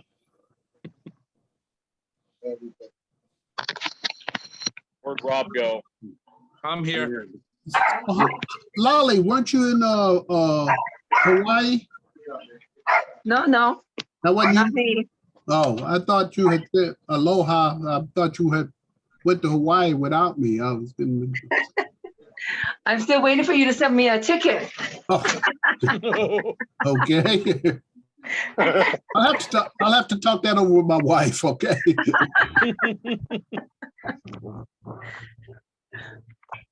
Nah.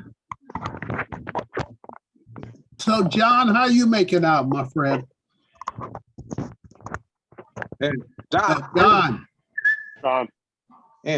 you with us? Wake up. How you making out? Rubik's Cube or something. What was he playing with there? Or is there I think his earpiece might be out. Oh. Hey, John, Vince McMahon, unretired. Unmute your system, John. Oh, hold on. It is a mute. Oh, okay, so how you doing? I mean, how you making out? Oh, I'm hanging in there, man. Doing Good. what I can, you know, going day by day. Good. You just keep hanging in there. Yeah. Unfortunately, I had a funeral the other day. A kid I knew, I grew up around, got killed in a motorcycle accident. Oh, sorry to hear that. Condolences. He was only 22. Oh my. Too young. Yeah. Say, Mark, you ready to go skate? Yeah, sure. I'm always ready to skate. Oh, okay. Why? Where we going? Oh, there What are we skating? there may be something in the wind. I don't, just wanted to know if you would be ready. I'm always ready. Oh my God. I need a year of training with you. Always ready. Always. So I gotta ask Weber, where are you at now? Are you back in Cincinnati or? Yeah, I'm outside of Cincinnati. I'm in right at the Indiana and Ohio border, right outside of Harrison, Ohio. I'm like 30 Okay, minutes so from Cincinnati. I got a question for you. I work in for a lawn care company, and I have to call a lot of people in Cincinnati. And I'm not going to lie to you, the people in Cincinnati I have talked to, for a majority, are complete and utter assholes. Yeah, Yes. that's typical. And you didn't know, you my didn't job realize also. that from talking with Mark? I am a nice guy, Richard. Well, I am maybe a not nice necessarily from Cincinnati, just lives there now. No, I'm born and raised in Cincinnati. I used to watch WKRP all the time. Yep. Yeah, I remember that. Oh, the humanity. I remember that. I remember that show. I was like 4, but yeah, I remember that. Turkey Supply. I used to love that Muted, show. Tammy. You're muted. So, you ever talk with McDaddy? Every once in a great while I do.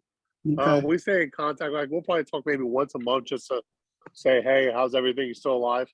Yeah, kind of well, thing. next time you talk to him, tell him I said hi. I asked about him. I will definitely. I will. Is he still doing that security gig? I think so. Yeah, last time I spoke to him, he was kind of like coming up to our next call that we usually just, like I said, we just stay in contact, talk for like 5-10 minutes and say what's going on, see if there's anything new, and kind of say, okay, cool, talk to you again. All righty, that's good. Hey, everybody. Hey, Tammy. Hello, Terry. Hello. Yeah, Danny. When you change your name to iPhone? Look, I am just full of them tonight, huh? You are, Richard. you're lucky I actually got on the Zoom call. Well, we're glad you did. Yeah. Everybody else is tired of me talking about them. I thought this was about skating and you're just being mean to people. That's my line. I mean, Toy's the king. I mean, I wish I had they should have an emoji with a briefcase, huh? Yeah. Yeah. And swinging the briefcase. That's swinging it, yeah. That would be the only comment we would get from Richard every time on anything we posted was a briefcase or the swing of the briefcase. Yeah. You also need Danny. You also need Danny on his knees too. You've got to have him. Mark, I was impressed. I watched that little clip that they had on YouTube. I mean, on Facebook with you going over the rail with Sean. Yeah. You hit him with the chair, went over the rail Yeah. with him. Yeah. That was cool. It looked even exciting today. Yeah, that was fun. Yeah. He didn't think we could do it. I'm like, I can get over that rail, no big deal. Okay, let's go. Are any of you guys still skating? I haven't skated. Well, let's see. When was the last time I skated? 16. Maybe 2016 at the Japan USA Games. No, I've skated since then. I skated a couple of games I skated a couple of games for Icebox out in Pleasanton. I think that was probably my last time. It's been a while since I've been on skates. Well, I think we've been talking about maybe having a game out in Vegas next summer at somebody's residence. I mean, after all, I do have a YouTube channel. We can air it. Okay. I mean, would that count, Richard, as, Just us? as long as you know that we can get in contact with and set up a game. Little Yeah, that would be a game, definitely. And we got a referee, so.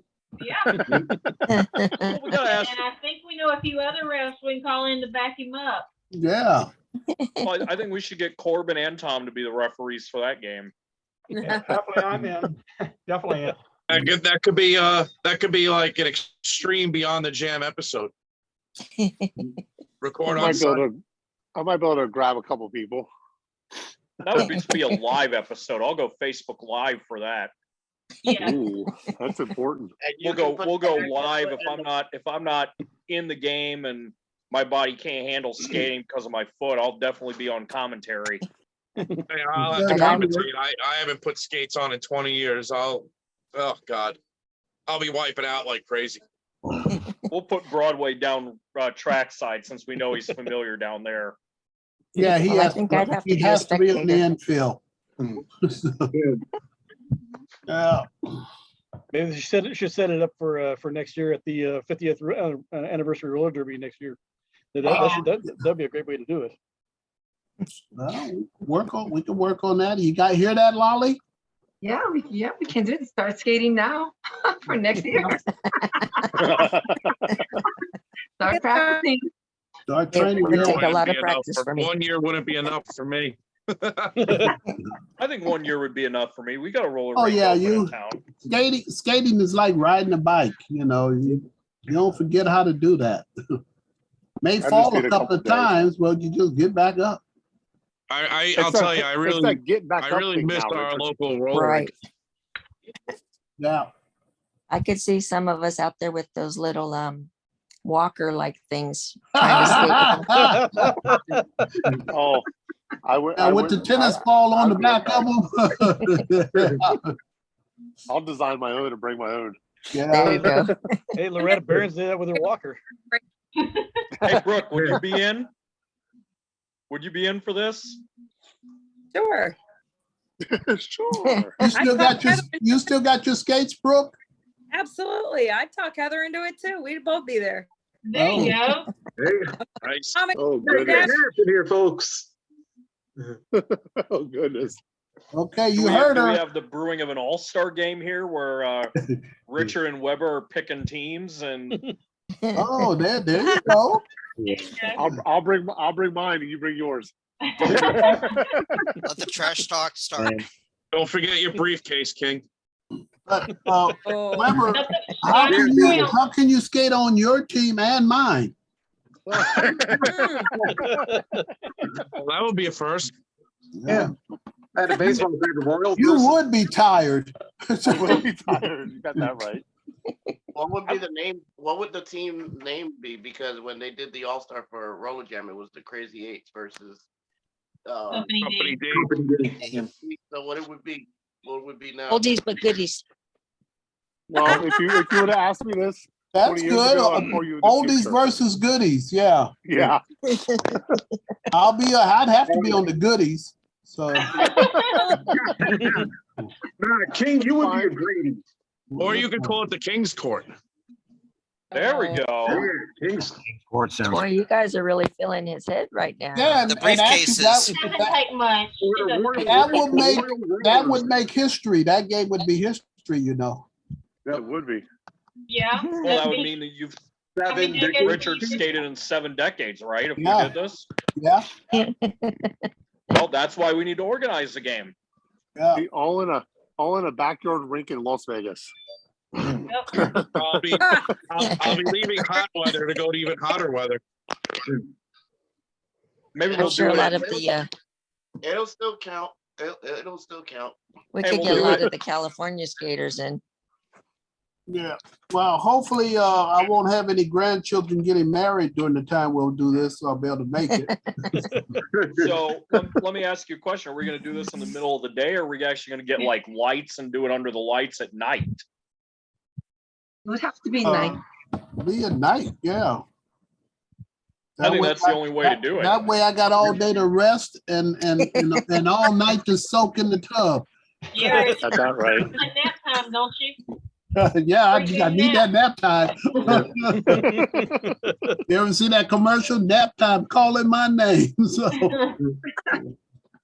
Maybe, Well, maybe I we would- could do a commercial with you in the bathtub, as part of the show, Richard. The promo Yep. leading up to the encounter. yeah. There's promo for that one. An updated version of Calgon. Calgon, take me away. Wait, actually, be no, the I just thought of a scorekeeper. perfect stipulation for There this you go, too. David. And I just thought of a perfect stipulation for this too. That if Richard's team wins, he has to cut Mark's hair.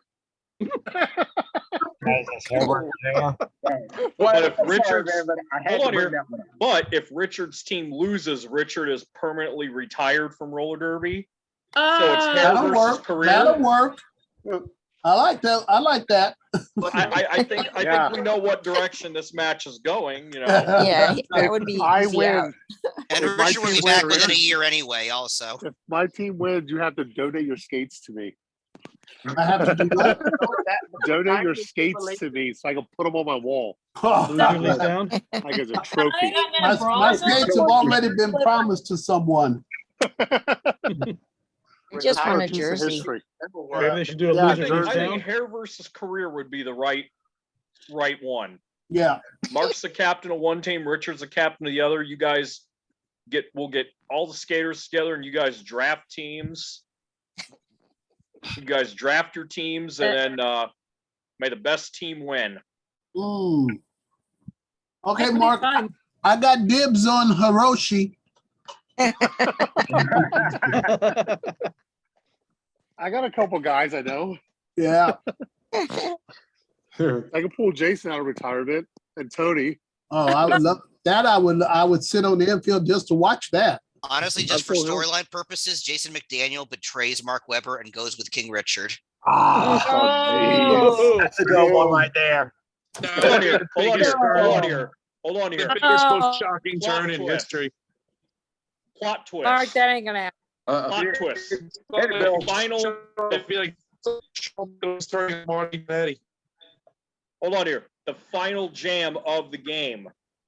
McDaniel screws Richard over to end his career. Good one right there. Like I when give Tim, you Washington, that. when Tim Washington pretended to be with the Sun Dogs just to Yeah. screw them over. Yeah. Yeah. I mean, that would be the way to do it. I mean, you know, Yeah. and McDaniel cut a heel promo and, you know, after Webber, you I've hold always me down been a all hot these dice years. and But he has Why, like Daniel? Why? Weber's jersey under his, so I was thinking. So- Okay, who's got a echo chamber? Rob, I couldn't hear that. I think it's Rob. yeah, Rob it's is Rob. frozen right now. Look at his face. His face looks like he's had too many. Or not enough.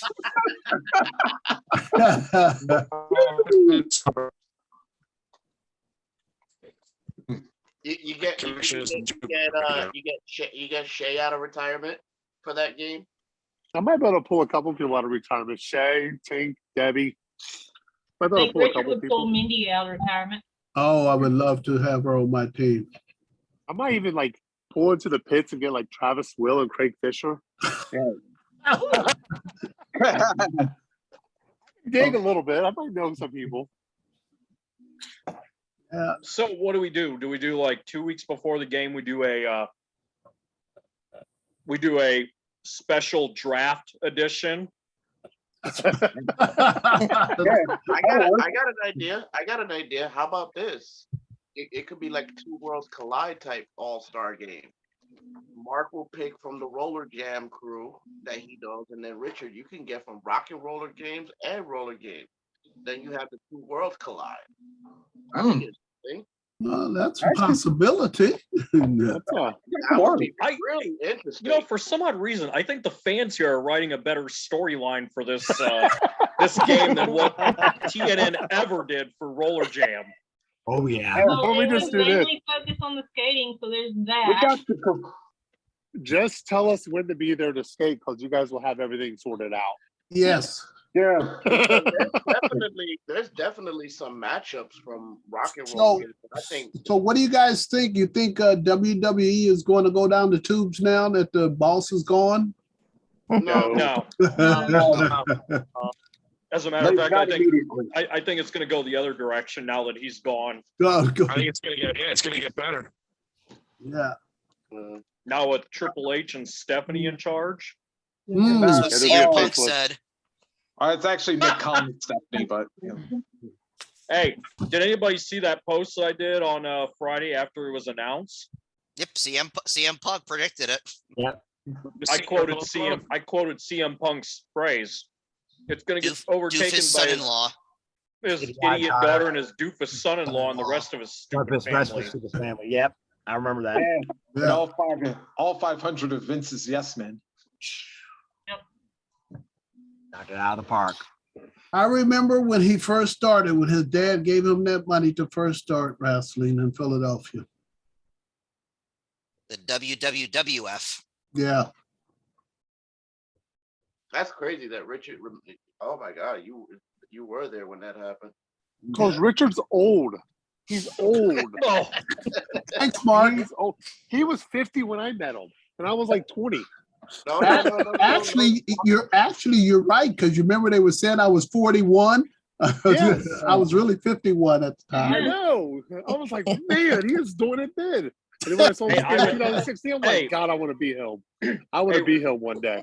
hey, Richard, who's drafting my wife to their team? Is it going to be you or is it going to be Weber? Weber, You wouldn't want Marjorie on your team? I want to win. You didn't even think Now I'll about take that one. Vivian. Let's get Marjorie Gets your Ann, come out daughter. here. Who gets your daughter? Yeah. I'll take Vivian on my team. See, that's a lot. We need to get the wife out here and let her say something about that, Richard. That's just, It's Layla's track. She gets to pick whose team she's on. Put her on her. She'll be on your team. Weber, you gotta get the Weber. You gotta get the big man, the big Davison out of retirement. you know what I'd like to see? This is fantasy booking here. If this were actually happen, we get Marjorie on skates, her hitting Janet. That would be a collision that I would actually enjoy to see. So can she skate? I don't know. Hold on one second. Let me go What does that out. have to do with You anything? don't know. What does skating have to do with anything? Ain't nothing like being married to somebody and don't know anything about them. We haven't ever gone skating. Would that You be got a like? year. Would that be like Tim? Well, Watson? I've never been skating with my wife, but I know she can't skate. So let me ask You everybody a guys, question. would you Do guys think- believe? Brooke. Would you believe that my wife hated skating? When I first met my wife, I was selling life insurance and I sold her a policy. Her mom, who lived in Baltimore when I was on the Baltimore Washington Cats, knew me. Her family was a fan. Sharon was in Philadelphia, and when her mom told her who I was, Sharon said, "Yeah, so." It's like it was no big deal to her, you know. Who the heck is that? I was shocked. But I taught her real quick. That's kind of my reaction when I met you, Richard. What? Who were you? Yeah. That was my reaction too. You guys are making me feel really old because I don't know any of these people you're naming. Just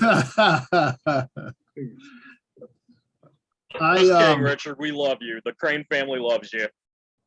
Yeah. We enjoyed the meeting we had when we hooked up. Yeah, Weber was like 2 hours away, and he didn't even bother to say, "Hey, can I come and join?"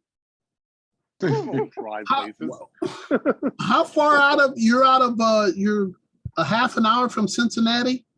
Yep.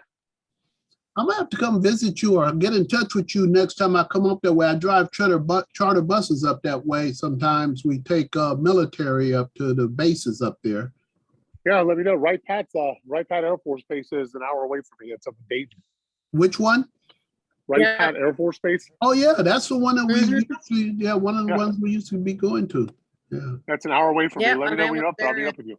Yeah, because usually when I come up there, you know, I usually spend a night. I have to spend a night because of the hours of driving. You know, we have to be off after we drive so many hours. We have to be off for 9. And so we usually have to get a hotel somewhere and spend a night. So, yeah, let me know. I'll come up and see you. Yeah. That'll be frightening. Richard will be waiting at the door with a briefcase. I would imagine he drives with the briefcase. Yeah. Or Weber will be walking in with a steel chair, and the people at the hotel desk will be like, "What the hell is going on here?" The problem with coming to Florida which I do come to Florida quite a bit, is that I'm always in a charter bus. We're always with a group. So every day we're moving them from one of those Disney Worlds or one of those Universal Studios. We don't get no time to do anything. Oh, so I'm like 20 minutes from you and you don't call, right? Nothing. Well, next time I will. I'll call, write, and nothing. Hey, Brooke, you let us all know if he actually does. He won't. No, next time I'm going in, I'm going to find out your information and I'll give you a call. Yeah. Might be one of them We'll times be that here. yeah. I'm only going to do this so I can see Heather. Yeah. Heather said her daughter is sick, so she's babysitting her daughter, Okay. watching a movie. Oh, I think we got a game, don't we? So I understand that they converted that our training school into a health facility or something. Anybody know? In Sanford? Oh, I have no idea. Yeah, I think someone told me that they turned it into like a nursing home or a health facility or something like that, you know. You'd be right at home then, huh? I know the old arena is like a church. It's for you. And they named it Richard Brown Retirement's Home. Weird. They're ready. Weird how They're that ready. works out. They got a room for you. No, I promised my daughters that I would live with them and make their life miserable. Fantastic. Nice of you. Yeah. Got to pay them Like back. they some would kind of expect way. anything else, right? Yeah, my oldest daughter would have a heart attack if I went into a nursing home instead of come staying with her. You know, we were thinking of like for the Roller Jam crew to do like an in-person type reunion. Mama. Wouldn't it be awesome to do if we can rent out a room? Because I still think they do rentings in the church that you guys used to film the last season in. I think they still rent it out to people. Oh, really? Yeah. I'd love to have a reunion down there with you guys. That would be something I definitely would like to go. Yeah, but I don't think we could tell the stories inside of a church and like reminisce about Roller Jam days. Yeah, Not a good place. especially when Calvello was trying to flirt with you there, Weber. Yeah. Exactly. So I Don't think worry. it'd be a- Heather still has a party house. It's all good. We have a place to go. Yeah, because at the church, I don't know if everybody wait. could be on their best behavior. No, they couldn't. Not once we all get The together. oldest daughter, Mark, and God. the oldest daughter is moving back into the house that we all know. Oh, really? But Heather's house is still big enough for a party house. Yeah. So either way, Heather has two now party houses. We can either reminisce at the old house or go to the new house. God. The story that could be told. You know, how That's come for a did I not different- know this when I came down to Florida? It would save For a me like different show. $600. Oh, Lord. That's a different show if you want to hear those stories. Yeah. Well, we're not, Those are- Mark, we're not PG those anymore, are so those- No. Wait a minute, let's see. Walk What? There's away. only one. Actually, there's only 2 roller jam skaters on here tonight, huh? Including Yeah. Oh, Yeah, you're well, right, I'm sorry, there's- Mark. Mark is 3. Yeah. Whatever. no, I was gonna say no, Richard, you're right too. That's Mark and Brooke. So Hey, Yeah. I hey, mean, hey. we had Janet, she had to go. See, the King's Universal. Yeah. well, I gotta work my way in, but two days roller, off and teaching and working and 2 Roller Jam skaters and a manager.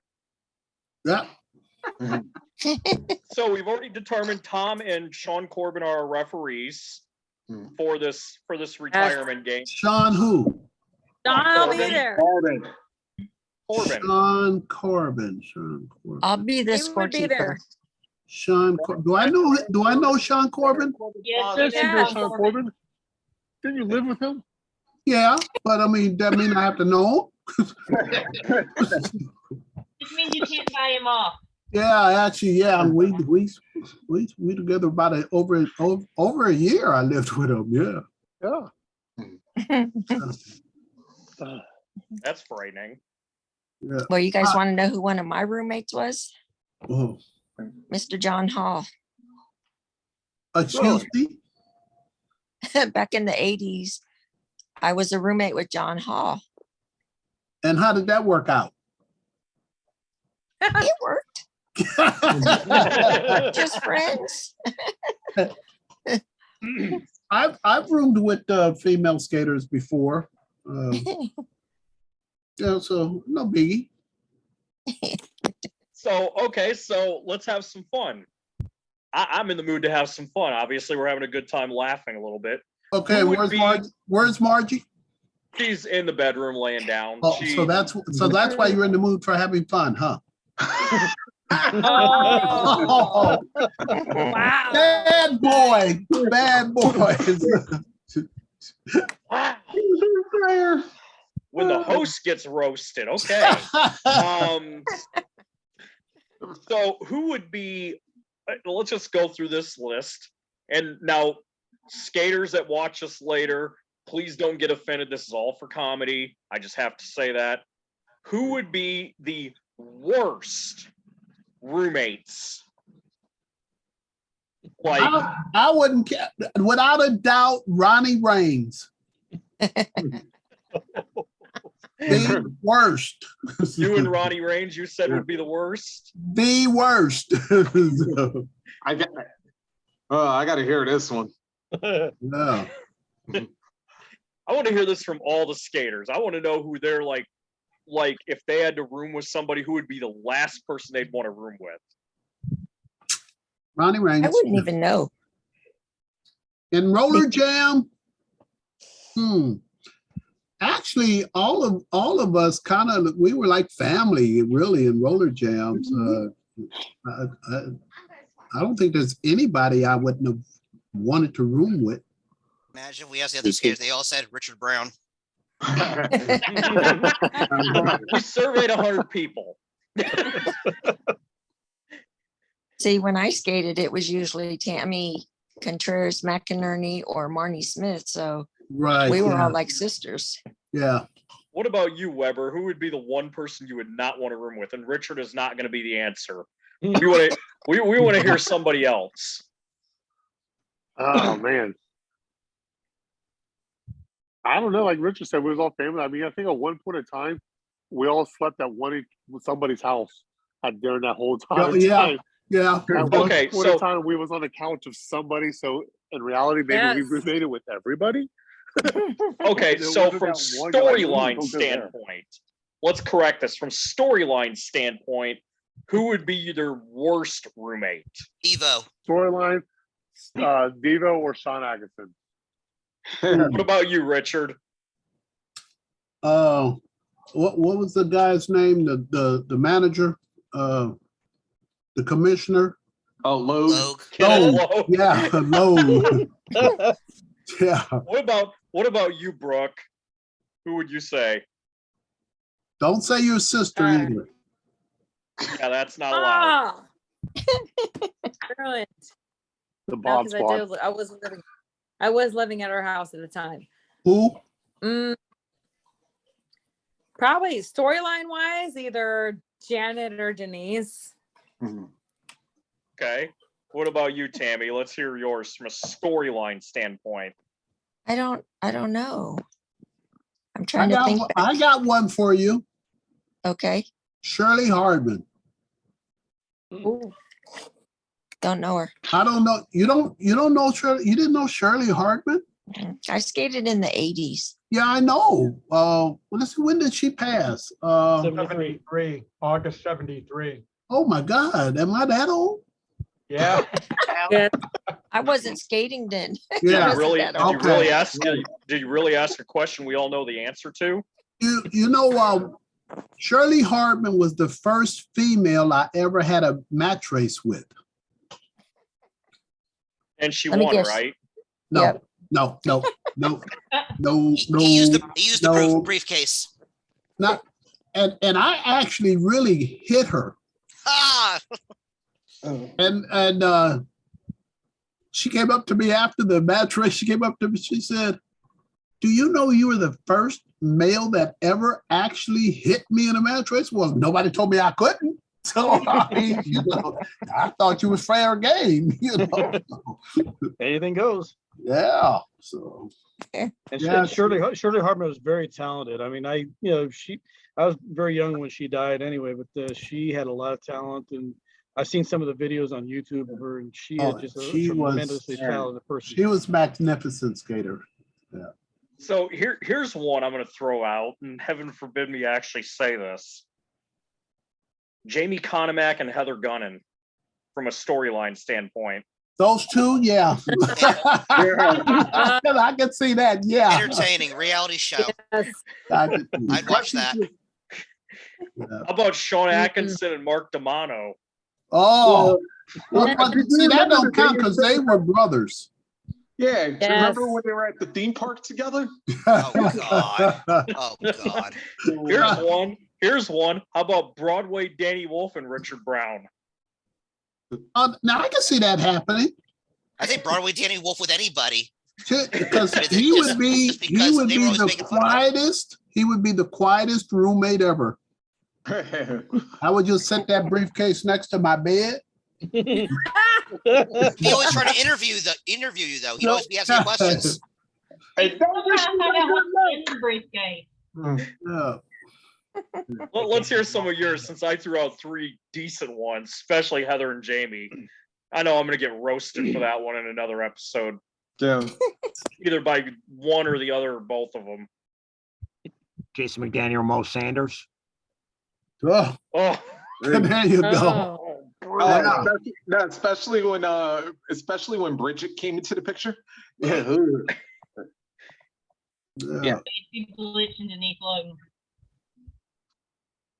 who'd you say? Stacey Blitch and Denise Logan. That's what I was thinking of also. Yeah. Oh, Casey Blitch and who? Denise Logan. Logan. Oh, Denise. Denise Loden. Yeah. Eh, Character standpoint, yeah. Yeah, they feuded over Sean Atkinson. I would think Stacy Blitch and Heather would be a more competitive roommate. Yeah. I actually got one. Karen Magnuson and Stacy Blitch. Oh yeah, especially after the fraud squad incident. Yeah. Hey, y'all. Hey, I gotta get going. I'll talk to y'all later. All right, Webb. Take All care. right, Hey, Mark, it was good Right. seeing you as always, my friend. You take care of yourself, man. You too, guys. See ya. In touch. Take care, Mark. Good to see you. All right. Hey, Mark. I would think from a storyline standpoint, just from the nicknames, the Hellcat and the Pussycat. Yeah. Well, that's a lot of meow in one house. Exactly. That's why I'd watch it. I bet you can't say meow 10 times.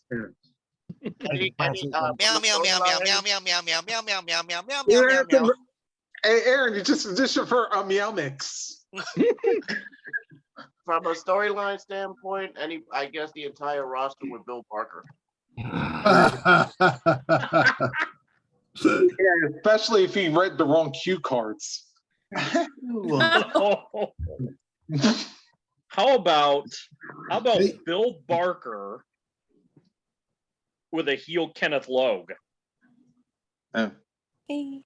Okay. All right. Yeah. Or Barker with Sean Posse. Oh. Oh. I would think Posse and D'Amato. Especially after that deportation storyline. Sam Martin and Jason McDaniels.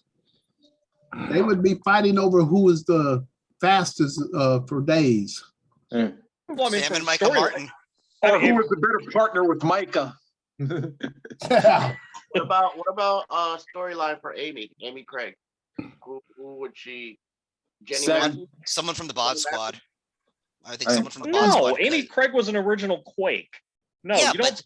but with the riot though, when she went to the riot, though, Amy was. like the storyline purposes When was she came over to the riot, her Yes. talent really came out. Yes, Yep. yes. So for storyline purposes, it's Yeah. like it was always she's been overshadowed by the Bod Squad, so she Yes. goes over with the Oral Authority, and her character definitely transforms. So I would say storyline purpose any of the Bod Squad ones with Oh, Amy Craig. actually, there you go with the roommates, the Bod Squad and Oral Authority. That any of them. Oh, that would be brutal for a TV show. Yeah. Lindsay Francis and Tink Miller. Oh, Yeah, yeah. Trace. Yeah. What about your old partner in crime, Ray Robles? I'll tell you who I would say, Brooke and April. What was April? What was April Tootle? Yes, Tootle. Yes, yeah. Oh my God, that would be a train wreck. April was a good little skater. She was. Wasn't there also a rivalry with Debbie Rice and Heather Gunnan? Yeah, they were real life. Remember, they were Yeah. roommates at one point. Oh, they were. Okay. They were actually This was addressed on a previous episode. They were real life roommates Yes. in actual speed skating, and it was actually a real thing that they put into the Roller Jam storyline. Debbie actually threw Heather out. Wow. So In yeah, real that's life. definitely the answer then. I didn't know that. Yeah, and That Heather is the actually answer. admitted that on In the one premiere. previous episode. We actually asked her to touch base on that, if that was actually real or that was all fabricated for TV or what. And she goes, no, that was 100% real. And we asked her what the story was. I think you guys, Rob, you remember this. And she basically said, I was young and stupid. I ran my mouth and pissed Debbie off. So, I'm gonna have to do some research because I don't know who any of these people are. Well, this was back in Roller Jam was 99 to 2001. 98 to 2001. Yeah, when we actually. And all of these skaters, actually, almost every one of them were on inline skates. Yep. Yeah. And after they learned to stay in their own zone, their own area, it turned out to be pretty good. When we first was doing it, inline skaters would always kick out, and so they were kicking each other and tripping each other, and we had to teach them how to find that space. That's your space. Stay in it. So yeah. Yeah, I enjoyed that time. That was one of the two good things about that period for me was the camaraderie from all of the skaters and the money. They paid, that group got paid more money than roller derby, roller games ever got for new people, new skaters. Wow. Yeah, I was shocked when they were told me that they paid them people to train. Yeah. What? We used to have to pay to train. Yeah, paid them to train. Yeah. That's how I got Heather. But they turned out to be a good group. I would put almost every one of the Roller Jam skaters up against anybody out of roller derby or roller games. I would have no problem with putting a team together against them. ooh, Richard, you saying that actually give me an idea for roommates. Are you ready?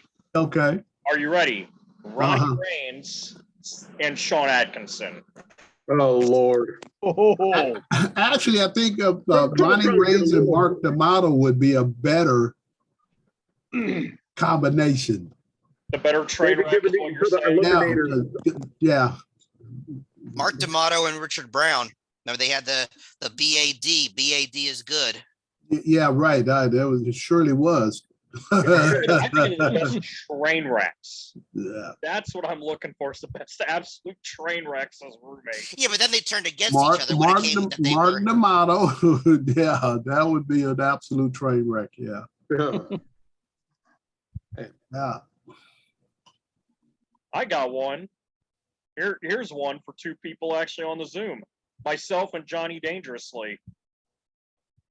Well, Oh yeah, I'll be a match made in heaven. That would be I amusing. don't know. I don't know if I'd even pay to see something like that. Johnny had to put up, had to sit next to me for 2.5 hours after, being on the road for, 3 days. So, I'm sure the stench wasn't that great. You and I would work out pretty good because all I'd have to do is steal your bowling ball and that'd be the end of that. That would be frightening. Years back, I was in a bowling league. I had me a special ball made. It was all red with a crystal with a white block in the middle of it. Do you still have it? No, I wished I did, but no. Yeah, If you did, I'd say send it my way. I'll throw it in a tournament later this year. yeah, that was quite a few years ago. So Wonder what kind of ball it is. Urethane, plastic? urethane. Yeah, urethane's making a comeback. Oh, don't even. No, Rob, just stop about the urethane. I don't listen. I don't use urethane, Yeah, but I know quite a few guys on Long Island that do. Everybody gotta get Actually, going. hearing you talk about Hey, Tony, you take care of yourself. Yeah, Anthony. Bill, I have been about to do a match where guys in practice will pull out a urethane ball just to screw up the oil pattern. So, No, it's a fact. I've seen actually guys do that in tournament play. Yeah, As they say, not actually be offensive, but play defense. they'll literally mess up the pattern right before the game starts. Yeah, really? and make it hard for their opponents. Yeah, it's a thing. Hmm.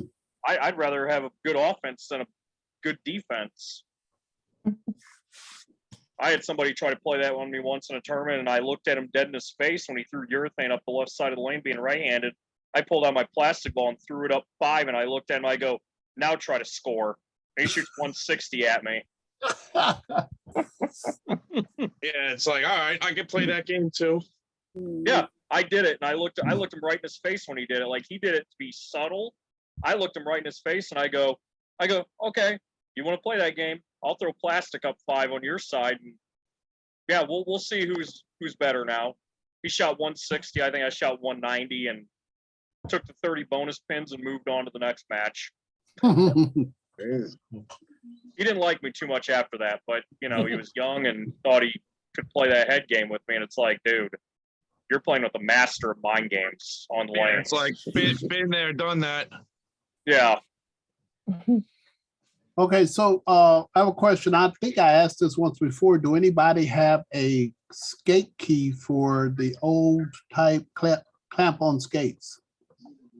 I don't, but I do remember that. Yeah, I got the skates. I don't have the key. I can't find the key for it. I think I might have one. Who? Me? What do you I know think about? I might have one. What do you know about clamp on skates? I learned how to skate in those. My parents used to hate those things. They would buy them for us every year, and then they get mad at us because they would tear the soles off the shoes. And iron wheels. Yeah, the iron. Well, so I remember switching away from bearings to from the regular ball bearings to the what do you call the other ones? Precision. Precision bearings. Yeah. I never thought I would do it, but it was. I remember skating in wooden wheels in roller derby. And you are old. Yeah, wooden wheels. whenever you, half the time when you fell, you broke a wheel, it just split right up in half and we had to go change them. So was that before TV, Richard? No, it was during TV time. Everybody here missed where I was going with that. Nobody, no, they didn't miss it. They just didn't care what you were saying. So, You know, I think I remember in my elementary school, they had roller skates, and I remember we skated, and I think they had a skate key. yeah, the skate key did. And I remember Tighten 'em the up. skate messed up my foot. Yeah. Yeah, I actually had to get put on medicine. I was out of school for like 3 days. Really? No. Yeah, I was like maybe 8, 9 years old. Like I vividly remember it. My mother was pissed. I do remember that. Yeah, they would come off and twist all in you. You'd be trying to skate and they'd come off your foot. The clamp would come apart. I had like this red line going up my foot. Mm, So you were infected. Nice. yeah. Yeah, basically. I don't remember it being like overly painful, but it was like a legitimate infection. Man, we couldn't wait at Christmas time to get them Union 5. Where we got them from, they were called Union 5s. I loved them. And then when we got tired of skating on them, we would take them in half, take our sister's baby carriages, take the wheels off of them, make us scooters.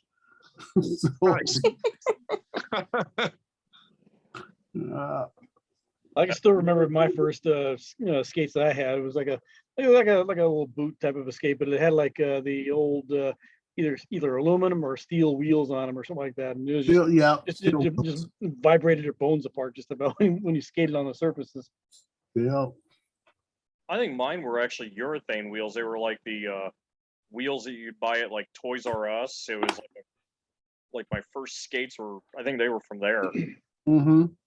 And I quickly learned that I could not skate on quads when I was really young, so I started to learn on rollerblades and stayed on blades until I was in my teen years. And then, thanks to Roller Jam seeing the quads be used a little bit, I decided to try the quads, and then I learned both real quick. It was actually a lot of fun to have both. But if you ask me now, I'd probably buy quads. I always skated better on quads for some reason. Like I remember going to my roller rink and just fly on the quads. I would fly so much quicker than blades. I wasn't allowed to go to roller rinks. I had to skate on the street because I go into the roller rinks and then I would get into the roller derby mood and I'd run their speed skaters up into the wall and the owners would get mad at me. So they just start barring me from the ring. I have to admit, I totally bit that one hook, line, and sinker right now because I thought that was going to go. Because I was thinking I was going to go to. Now I can't think of the term. I thought that was going to go to a segregation story at first, but then I was like, been there, done that. Yeah. No, but I'm from Oakland Bay Area, and I got kicked out almost every roller rink in the Bay Area. Yeah.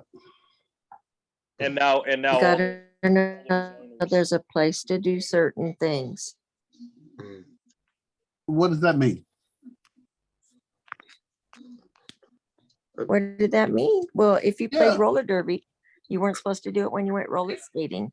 You didn't know how to separate yourself. They never told me that. No, after the fact. Yeah.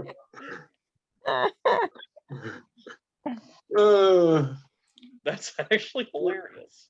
I tell you, I really missed my neighborhood roller rink. They ended up closing it, and that, I swear, the building was vacant for like 8, 9 years until they finally just tore it down.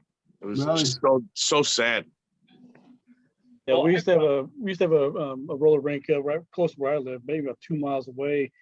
They shut that thing down probably 30 years ago, and Right now, the only one that's closest to me is one in Chino, so that's probably about a good half-hour drive, at least for me. Yeah, the one I went to In was traffic. just like yours, Chuck. It was like 5 minutes from my house. Went every Saturday for like freshman to like junior year, like 3 years, every weekend. Yeah. Yep. That was how my skating rink was, except for I went on Sunday night for family night because it was safer to go, and my parents were okay dropping me off because there was a lot more adults than kids there. And the people I was in school with, even in the Catholic schools, they were a very rowdy and very rude bunch of people, and they would actually legitimately go out and try to hurt people on the floor. And Are you trying to make me believe that Catholics were rowdy kids? I went to Catholic school. I'll openly admit it. They were. Really? I mean, I gotta tell you, the roller rink I went to was not in a good neighborhood at all. Yeah, At all. wasn't it either? We used to see some just scary people there every week. But you still kept going though, didn't you? Oh yeah, I went every week. It didn't bother me. Yeah. Like I would go Yeah. with like we would go with like a crew of 20 people. There was nobody that was gonna mess with us. Well, There was an incident that happened at the roller rink that I've referenced a few times. Why I quit going on Friday nights. This was, I think, my 8th grade year or 9th grade year, and then that's when I started going on Sundays only. But it was when there was 2 rival gangs actually on the skating floor, and they were facing each other, not actually doing laps on the floor like you're supposed to. And they were throwing up gang signs at each other, and it looked like it was going to be a full-scale gang fight. And I found out about this that Sunday night when I was there because I knew the owners and the management knew me, and they were telling me about it because they knew I usually came on Fridays. And they were like, "Yeah, just stick to Sundays for your own good." So, That's scary stuff. yeah, I was like, nope. And this is in Mishawaka when Mishawaka was Mayberry. You're like, the worst thing that ever happened was some 9-year-old robbed a candy store. I once I started skating in roller derby, I would never go to a skating rink again unless it was for some particular reason, like maybe the church had a skate night or something like that, then I would go. But other than that, I'm a bank track man. Put me on a bank track. Oh, I'm going to learn to skate on the bank track, thanks to a friend of ours. Where? Definitely not you, Richard. I said where? Back in the day, It'll be in Vegas. we're not. You're gonna let him come and get on that track? You're gonna instruct him. Oh, I have always wanted to try to skate on a bank track because I always thought that was the coolest thing in the world. So In Pomona, Well, back when Different. we were in Hawaii, Hawaii was probably the second largest track that I knew of. They had one larger than Hawaii when they skated in London back in the 50s, but the one on Hawaii was made out of all wood. We didn't have no decks or anything like that. It was made out of all wood.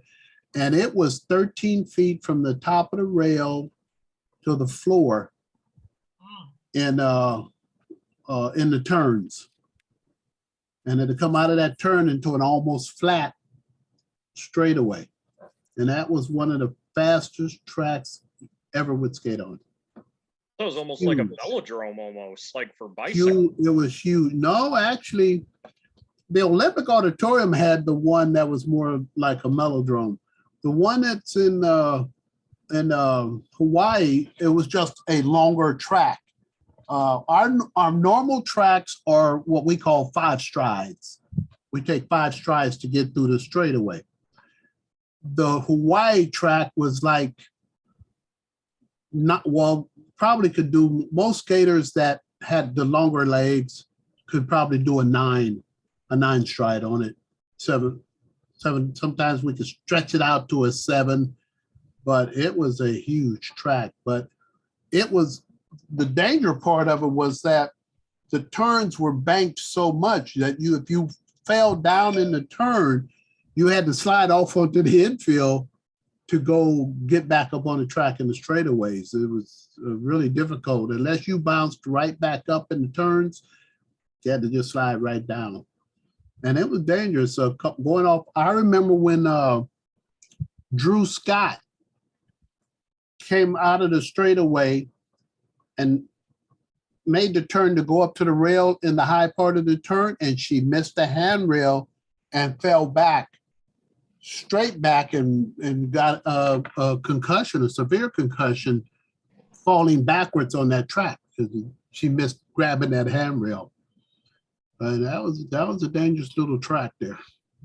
So how banked is the one in Vegas? Just out of curiosity, the one in the backyard. It ain't banked. Theirs is not banked that much. What, 45 degree? Yeah, when we first brought Lou's track out here, it was banked pretty high, maybe on, I want to say around 8 feet. But From, then, from we lowered it. the handrail or Yeah, well, from the ground up, is the top. to the top of the handrail? Yeah, Okay. well, from the ground to the kick rail. From the ground to the kick rail was 8 feet? It was really high. Oh, really? Okay. Yeah. And then, you know, we reconfigured it and we made it lower, so. Yeah, well, the Hawaii track was probably Found about this either 9.5 to 10 feet. From the ground to the kick rail. Yeah. I just don't know if I could handle 9.5, 10 feet, or even 8 feet. You wouldn't know it. On the track, you don't know it. When you're on the track, you don't know it. It's standing, if you're standing on the end of the track looking into it, you look at it and say, oh my God. But if you're skating on the track, it's not really that much difference in banks, to me anyway, when you're on the track. It's only when you get off and really see what you're doing. I think it's 4.5 feet, maybe 5 from the ground to the high point of the track, because there's 2 high points and then it goes down. Yeah, and the kick rail to the kick rail, the track itself. Yeah. Yeah. It's a good track to skate on, easy.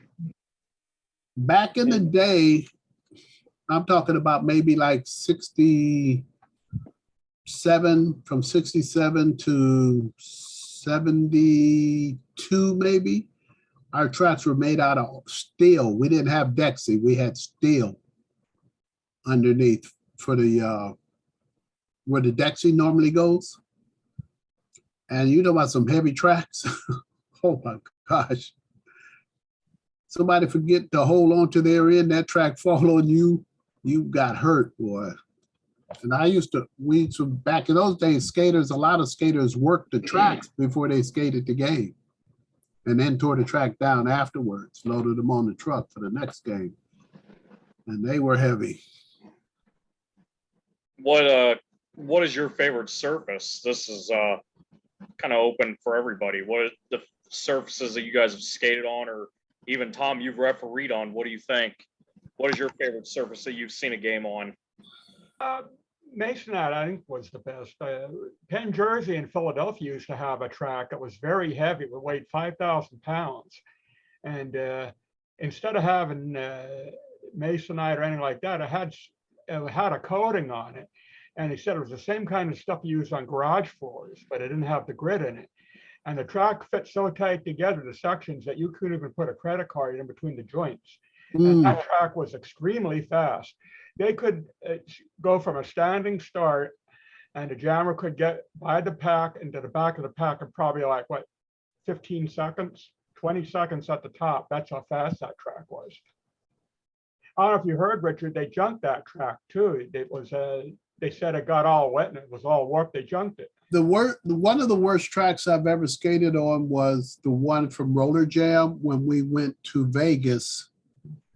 and skated that series in Vegas. The track they made out of a plastic compound, the surface of the track itself. And then where the Dexy normally goes, they used aluminum pipes. And people got cut on them aluminum pipes, because they didn't cover them or anything. And so like when you went down sometimes and drug your hand, it would slice up your hand and stuff like that. And it was that was probably one of the worst tracks. Slippery. We even put powder on the track and it didn't do any good. It was Worst track ever. Huh? Worst track ever. Yes. I think that was kind of like a unanimous vote. I think Rusty said it was the worst track ever. I guess they put They put like Coca-Cola on the track to Sprite. Yes, they tried to pour, We tried everything. pop on it. They tried.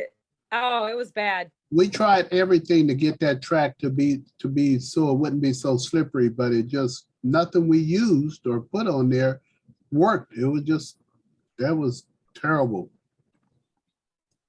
I even tightened. Some of us even tightened up our wheels to get, and it didn't do any good to tighten up the wheels. You just slid every time you did anything. Take a stride or something, it would just step out. Or it was. I hated that track. Is that why one of the games was like 10-9 in Vegas? Might be because that probably was the first game because nobody could do anything on that track. It was everybody tried to think of different ways. One of the things we found out is that if you skated farther out the straightaway and then cut down into the turn, you had less slipping than taking the turn in a normal fashion that we did. That helped some, but basically nobody liked. I don't know anybody that liked that track. Nobody. No, we couldn't skate on it. Nobody could. Yeah, we've heard it from quite a few skaters that have come on. They all said that how bad it was. Yeah. I'm curious about the surface out in Vegas at Laley's house. What is it out there? Regular masonite. That's Masonite. yeah, regular. It's Duly noted. I'll make sure to pad up. If you want to see what her track's like, I have videos from back in Laughlin when the ARC held a couple of games out there, and they used all these tracks out there. One of them, I think, they painted the surface to a green color, and I guess apparently the paint was starting to flake off, and people were slipping and sliding on that thing. But then now she has it to where I think there's different colors of tiles in there or something like that to make it look a little better. But looks a lot better now. Okay, everyone, I think I'm gonna log off now. It's getting late. Yeah, Yeah, nice talking to all of you. So, Tom, it's been a pleasure. yeah, it's a pleasure with you, Richard, also. You take Thanks care. for coming, Tom. With you. Yeah, See you soon, Tom. yeah, all right. Take care, everyone. Hopefully I'll make the next meeting too. It's been fun. We'll keep you posted. Right, take care. Good Yeah. night. Nice meeting you, Tom. Bye. Bye. Take care.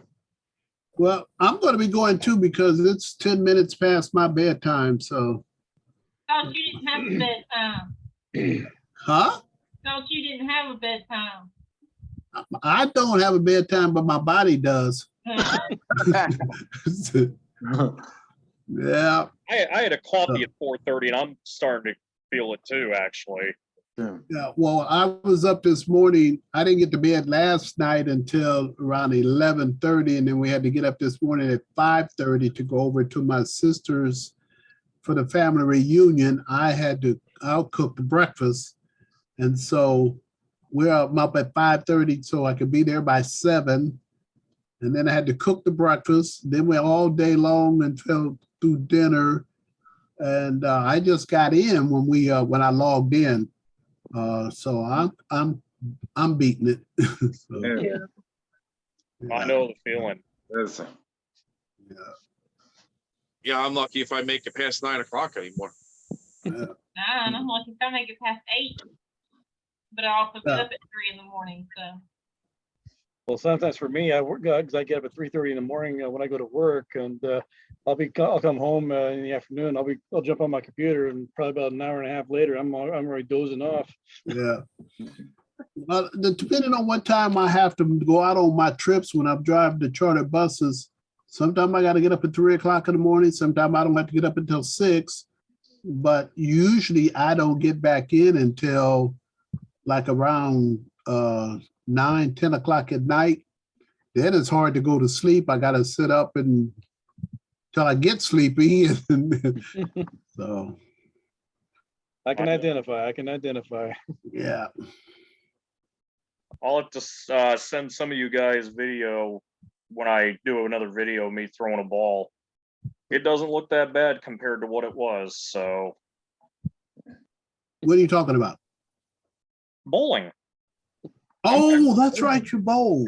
Okay, yeah. Yeah, I'm back throwing a ball now. I'm fully cleared by the doctors. Okay. Yeah, I'm out of the cast. I'll show everybody. I'm actually just wearing a foot wrap now. nice. And the doctor on Wednesday said, use it, don't abuse it. So that means, Richard, no pulling my leg into a I can't put it underneath the track and jump on it. Okay. exactly. Bill, how many 300s you got? 10 300s, 13 800s. I'm more accomplished though with my finishes on the regional tour. 13 800s. Damn. Pretty. Yeah, more 800s than 300s. I only got one 800. I don't think I'll ever get another one again. It is not easy. No, they're not easy, but I'll tell you what, when I'm on, it's hard. It's hard to stop me. My last time I was in position for an 800, it was 2 weeks before COVID. And I shot 780, I think 785 in league, but I had a chance to shoot 800 and had a miss early on in game 3 that cost me the 800, but I ended up going cheap for 780. So Yeah, I've had like 798, 790, 785. Like my high was like 816, 817, something like that. Oh, hey, you know So what? my 360 ain't gonna be nowhere near you guys, huh? Hey, we're going into extended play here this evening with the show. We actually have a guest on that was on the very first episode. Who do we got? Hopefully. Cindy Frank. Oh my goodness. Oh wow. Hey. Hey, Sandy. Where's Brooke? I'm glad I didn't get off when I said I was tired. Yeah. Now, Brooke Yeah, and we need to get Cindy would Brooke be a back here. good. Brooke and Cindy would be a good roommate. We're looking for train wrecks, not good roommates. That's what I'm saying. Let's. What? Don't remember. I'm here. Okay. Brooke, look who's coming on. Hey, Cindy, unmute.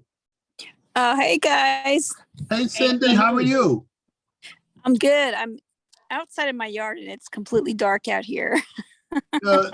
On the We can side see of it. your house, there's a switch that will turn the light on. Oh, there we go. There. See, Wow. I'm Nice. always happy to help. The king with the save again. I'm Yeah. actually in the pool. Okay, Oh, Cindy, Ed is nice. how are you doing, Cindy? I'm good, honey. How are you? I'm good. I'm That good. is a look great. beautiful pool. Oh my goodness. Bill. Jealous. Cindy. Wow. That's a Looks like- pool. That's the That lake. looks like paradise. That looked like the lake. Yeah, it's just a pool. That's That's a- kind of cool. That's a gorgeous pool. It's a pool of water. A lake. Cindy's. Full of ocean. Yeah, can you fish in there? Probably. It's a potion. It's a pool in ocean. Yeah. All right, everybody, I'm gonna go in and say goodnight to my wife, and I'm hitting the bed, so. What? Good fish. Take care, my brother. Good night. Take care, Yeah. King. It was good seeing everybody. Hope to see you guys next time. I'll talk with you later, Lolly. Okay, take care. All right, love you. Everybody said hi, bye. Take Take care, care, bye Richard. bye. Thanks for coming on. All Take right, care, we'll King. talk with you guys later.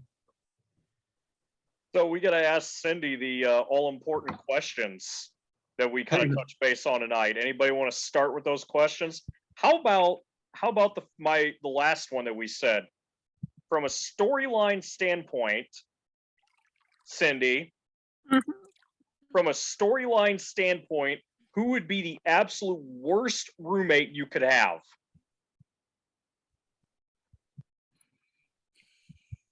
I don't really understand the question.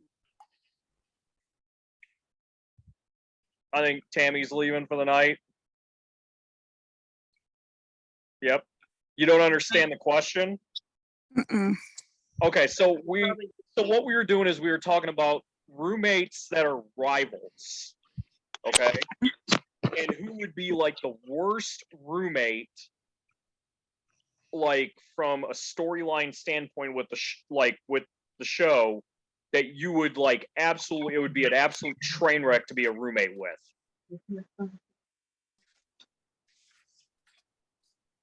Yeah, this is a lot for right now. I don't know. I don't know. I'm just trying to take a jump in the pool, and I saw that I got a message from you guys like hours ago. I don't know. I don't know. I'm probably not the best one to ask right now. Hey, considering how today's been, yeah, dip in a pool sounds a lot better right now. We actually Considering right now, you can't even swim at the beach now over in New York because there's like all these shark sightings. What? Oh, I heard. I Yeah. heard about that. Oh, There has literally been more shark sightings on Long Island than ever this year. It's crazy. I don't know what it Hey, is. you know, tomorrow is Shark Week, so. I wish it's out there last week. Like, Wow. there's sharks washing up on the beach. There's sharks going into the bay. It's wild. Oh, Yeah. wow. Like, I didn't Never know. happened before. There was a movie they made once called Jaws, you know? Oh yeah. Yeah, I was about to say like Long Island's probably becoming the new Sharknado home. The new Amity Harbor. that's crazy. God, I grew up at the beach. I probably been in the ocean hundreds of times. Never once in my life did I see a shark ever.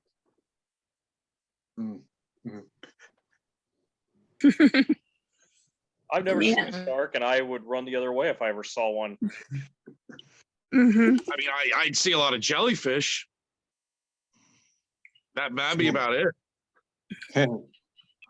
Yeah, I was about to say yeah, I know like tomorrow is Shark Week, but they don't literally mean all them sharks should be washing up on the shore there, man. The only time I've ever seen any wildlife on the beach or anything like that was probably about, I want to say about 8 to 10 years ago. I was out in Laguna Beach, I guess, and I guess there was a sea lion that was roaming the beach side right there, and they had lifeguards, trying to keep everybody away.